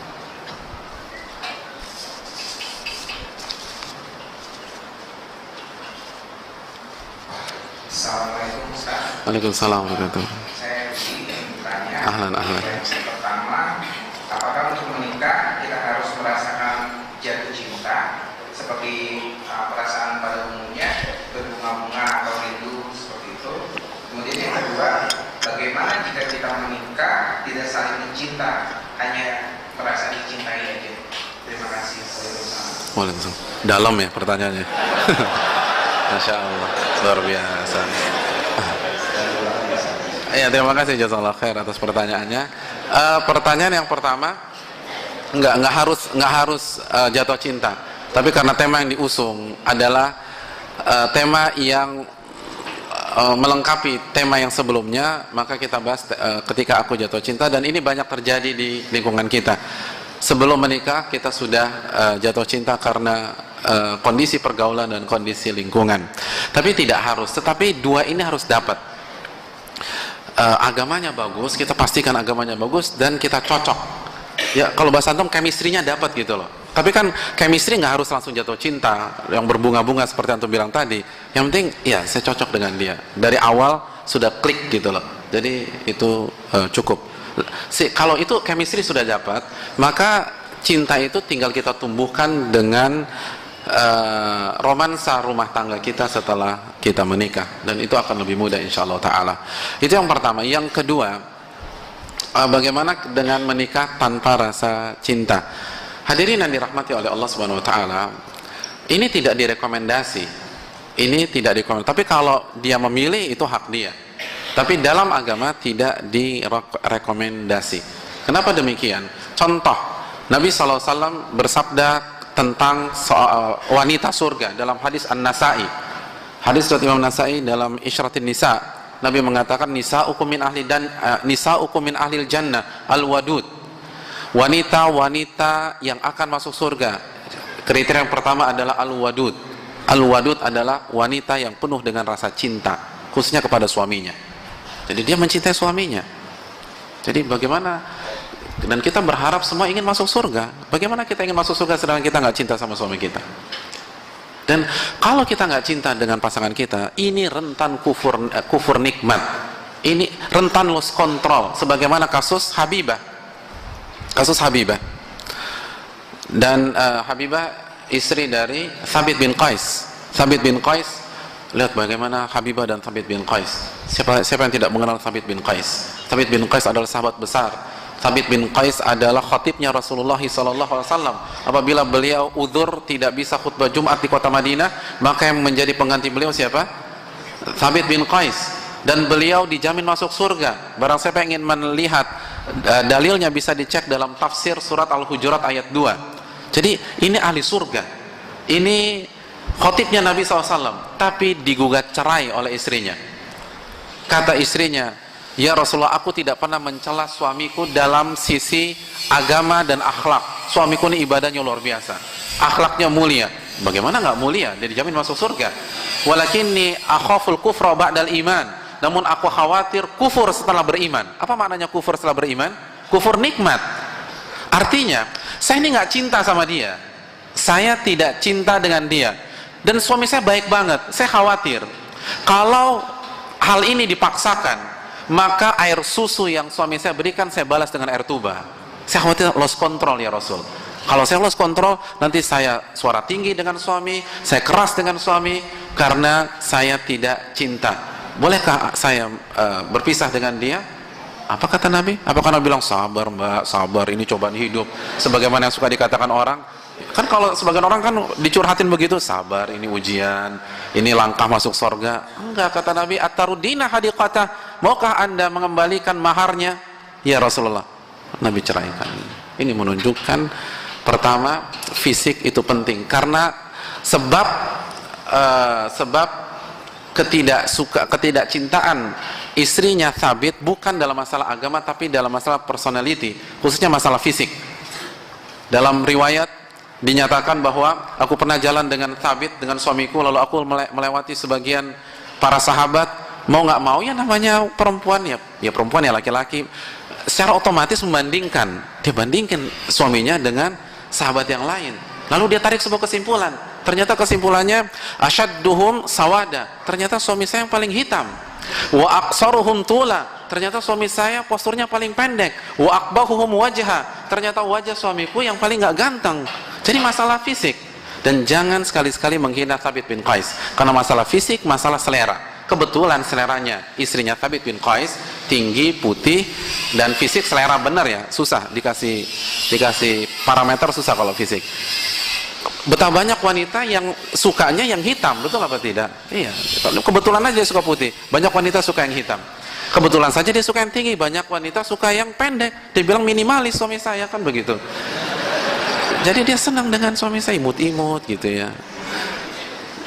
Jadi masalah itu selera.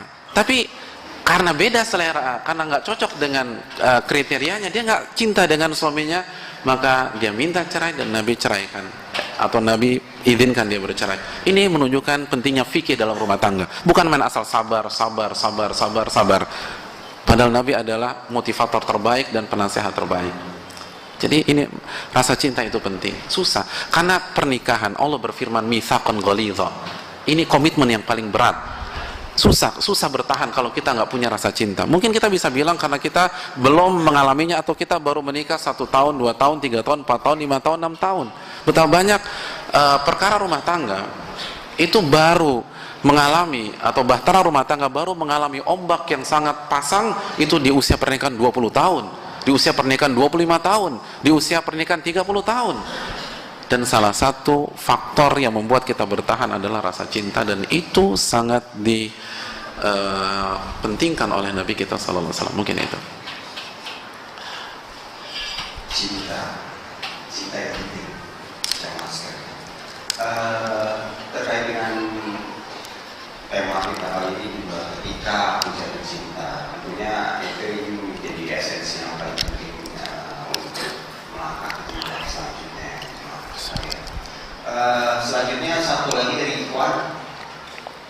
Siapa yang bilang? Anda.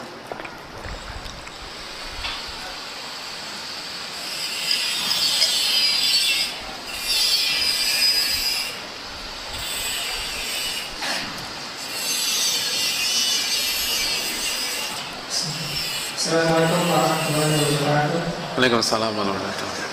Dalam masukan disebutkan bahwa laki-laki baik untuk wanita yang baik dan sebaliknya. Tapi bagaimana dengan kisah Nabi Lut dengan istrinya dan kisah Asia dan Firaun? Itu apa yang bisa? Assalamualaikum warahmatullahi wabarakatuh. Iya, terima kasih Jazakallah atas pertanyaannya. Pertanyaan tentang salah satu ayat dalam surat An-Nur. Lalu bagaimana korelasinya dengan istri Nabi Nuh, Nabi Lut, dan istri Fir'aun? Hadirin yang dirahmati oleh Allah Subhanahu wa Ta'ala,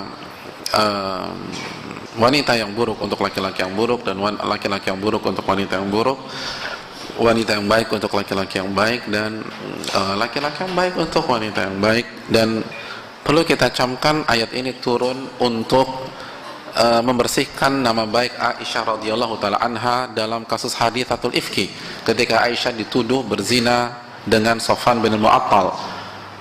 Artinya Allah ingin mengatakan kalau Aisyah berzina, maka Nabi kita juga bermasalah, dan itu nggak mungkin. Maka sebagaimana Nabi kita suci, istrinya pun juga demikian. Nah, bagaimana korelasinya dengan hal tersebut? Hadirin yang dirahmati oleh Allah Subhanahu wa Ta'ala, yang perlu kita camkan, hal tersebut bisa saja terjadi. Jadi ketika terjadi dialami oleh Nabi Nuh dan Nabi Lut, sebagian ulama mengatakan itu menunjukkan kepada kita bahwa hal itu mungkin saja terjadi karena faktor-faktor tertentu, baik karena kelalaian kita dalam proses pranikah atau karena kita dizolimi dan seterusnya. Hanya saja pernikahan seperti itu tidak langgeng, dan itu terbukti. Nabi Nuh dipisahkan oleh Allah dengan istrinya, dan Allah yang mengatakan dia bukan keluargamu wahai Nabi Nuh. Dan Nabi Lut pun juga dipisahkan dengan istrinya. Kedua istri itu diadab oleh Allah Subhanahu wa Ta'ala. Jadi pernikahan jika terjadi seperti itu tidak akan langgeng. Wallahu ta'ala bishawab. Nah, ini dibacakan. Ikhwan, nggak tahu. Oh, jangan apa-apa.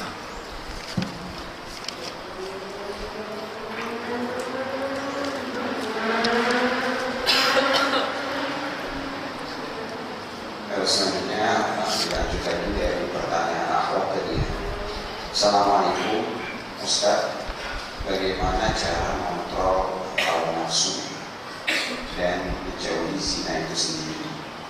Lalu ada juga pertanyaan lainnya, apakah hawa nafsu tersebut sudah tervisualisasi secara menjadi khayalan, dan juga sifatnya ujung-ujungnya itu sifat kurang baik itu saja.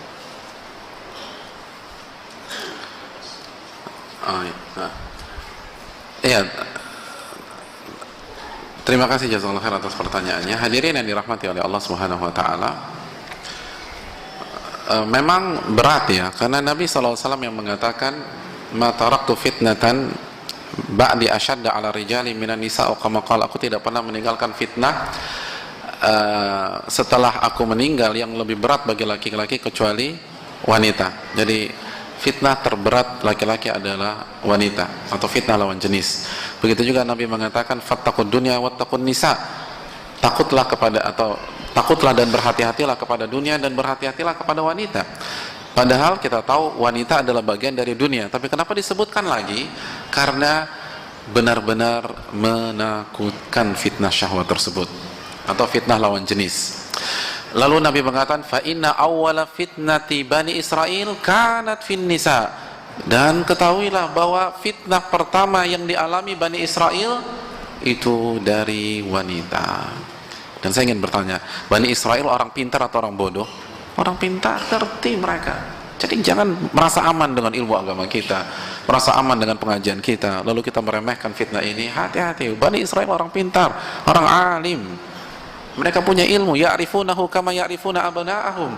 Mereka mengenal Nabi SAW sebagaimana mereka mengenal anak-anak mereka. Itu dalam masalah agama. Masalah dunia kita tahu bahwa salah satu etnis tercerdas adalah Bani Israel. Tapi kena fitnah wanita. Dan Nabi mengatakan, aku tidak mengetahui pihak manapun yang bisa menghilangkan adhaba lirubbi rajulin hazimi ihdakun. Aku tidak pernah mengetahui pihak manapun yang bisa menghilangkan akal sehat laki-laki yang perkasa kecuali kalian, wahai wanita. Jadi bayangkan, wanita itu bisa menghilangkan akal sehat laki-laki yang perkasa. Jadi memang ini luar biasa. Dan sebaliknya pun juga demikian, fitnah syahwat wanita ke laki-laki atau laki-laki ke wanita. Maka hadirin yang dirahmati oleh Allah Subhanahu wa taala, bagaimana atau apa yang harus kita lakukan? Yang pertama, manfaatkan waktu dengan baik. Fa idza faraqta fansab, apabila Anda telah selesai, Allah berfirman dalam Insyirah, dan apabila Anda selesai mengerjakan sebuah amalan, maka lanjutkan ke amalan berikutnya. Jangan berikan waktu kosong untuk syaitan memberikan visualisasi yang seronoh di hadapan kita. Jadi sibukkan diri kita dengan ketaatan, dengan ibadah, dengan bertakarub kepada Allah Subhanahu wa taala. Itu yang pertama. Yang kedua, hadirin yang dirahmati oleh Allah Subhanahu wa taala, bermunajat kepada Allah, minta pertolongan kepada Allah Subhanahu wa taala. Iyyaka na'budu wa iyyaka nasta'in. Ud'uuni astajib lakum. Surat Ghafir ayat 60. Minta kepadaku, aku akan kabulkan. Minta kepada Allah agar Allah menurunkan syahwat kita, bisa mampu mengontrolnya dan menjaganya dan menyalurkannya di cara-cara yang dihalalkan oleh Allah Subhanahu wa taala. Berdoa dan berdoa kepada Allah. Yang ketiga, bergaul dengan orang-orang saleh, orang-orang yang bisa menjaga dirinya, yang tidak terkontaminasi dengan fitnah syahwat pada saat ini, dan juga orang-orang saleh yang dia bisa menasihati kita jika kita tergelincir, dia bisa membangkitkan semangat kita lagi ketika kita terjatuh. Bergaul dengan orang-orang seperti itu, dan batasi komunikasi kita dengan lawan jenis kecuali ada keperluan dan ada hajat. Dan yang perlu kita camkan, solusi terakhir tidak lain tidak bukan adalah menikah. Ya ma'syarasy syabab, man istata'a minkumul ba'a falyatazawwaj. Wahai para pemuda, barang siapa dari kalian sudah mampu maka menikahlah. Jadi menikah, fa innahu, sesungguhnya itu lebih bisa menundukkan pandangan kalian dan menjaga kemaluan kalian. Dan Nabi mengatakan fa in lam yastati', kalau Anda tidak mampu, fa 'alaika bis-shaum atau fa 'alaikum bis-shaum. Kalau kalian tidak mampu maka kalian wajib berpuasa. Mohon maaf, kalian hendaknya berpuasa. Jadi kalau tidak mampu nikah, puasa. Jadi puasa Nabi Daud gitu loh. Puasa Ayyumul Bid, Allah taala bisa. Mungkin itu. Jazakallahu khairan atas jawabannya yang tadi berikan Ustaz.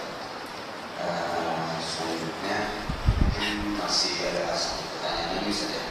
Mulai asar jam berapa?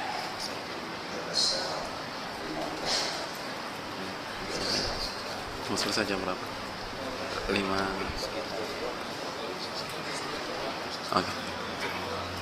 Assalamualaikum warahmatullahi wabarakatuh. Apakah yang harus dilakukan seorang ayah kepada pemuda yang bertaaruf dengan anak gadisnya? Bolehkah sang ayah menginteli pemuda tersebut? Sampai sejauh mana kita sebagai sang ayah menyelidiki pemuda tersebut? Jazakallahu khairan. Terima kasih, jazakallahu khairan. Al aslu fil asya ibaha, hukum asal segala perkara itu boleh. Apalagi dalam hal tersebut silahkan, asal tidak menzalimi si pemuda itu. Apalagi sekarang banyak orang yang tidak amanat, banyak penipuan. Jadi pastikan kalau dia bekerja di di sebuah perusahaan, cek benar nggak. Kalau dia ngaku ini, cek lagi, karena ini penting. Tapi juga jangan terlalu berlebihan dan jangan terlalu vulgar. Jadi kalau dia bawa mobil ya nggak perlu dicek STNK, BPKB, itu nggak perlu. Nah, dan penting apalagi anak perempuan kita itu biasanya tidak berpikir terlalu jauh ke arah sana. Apalagi kalau dia sudah suka, itu lebih harus kita cover lagi, karena cinta itu buta. Wallahu ta'ala bishawab.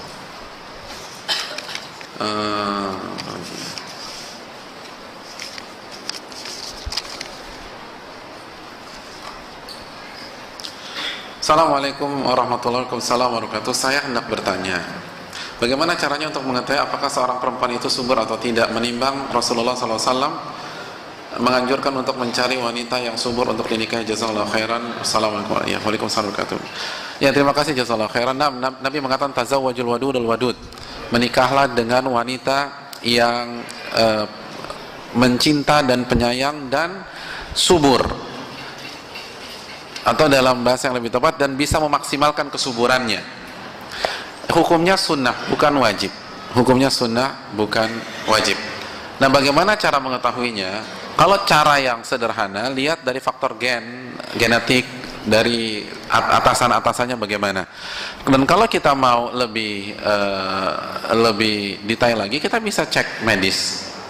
Itu diperbolehkan. Para ulama kontemporer ketika ditanya tentang masalah ini, mereka mengatakan tidak ada masalah. Tidak ada masalah. Tapi itu hak, bukan kewajiban. Dan si wanita berhak menolak.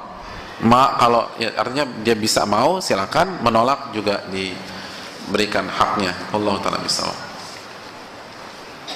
Ada yang urgent lagi?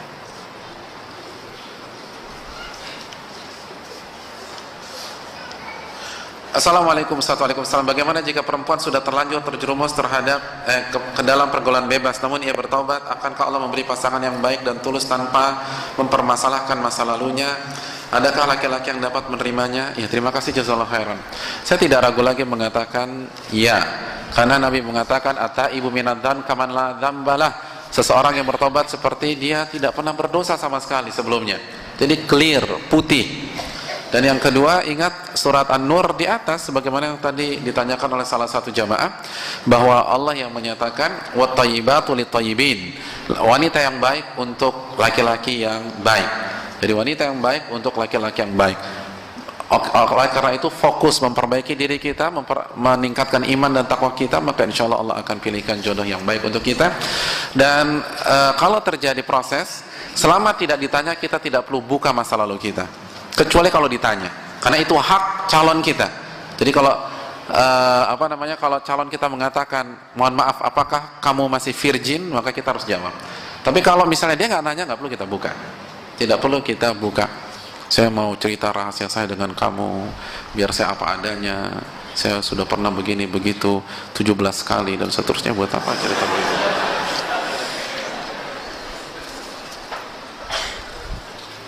Jadi nggak boleh buka hal-hal seperti itu kecuali ditanya.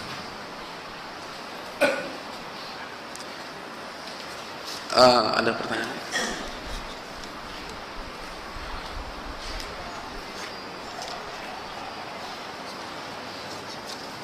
Masih ada?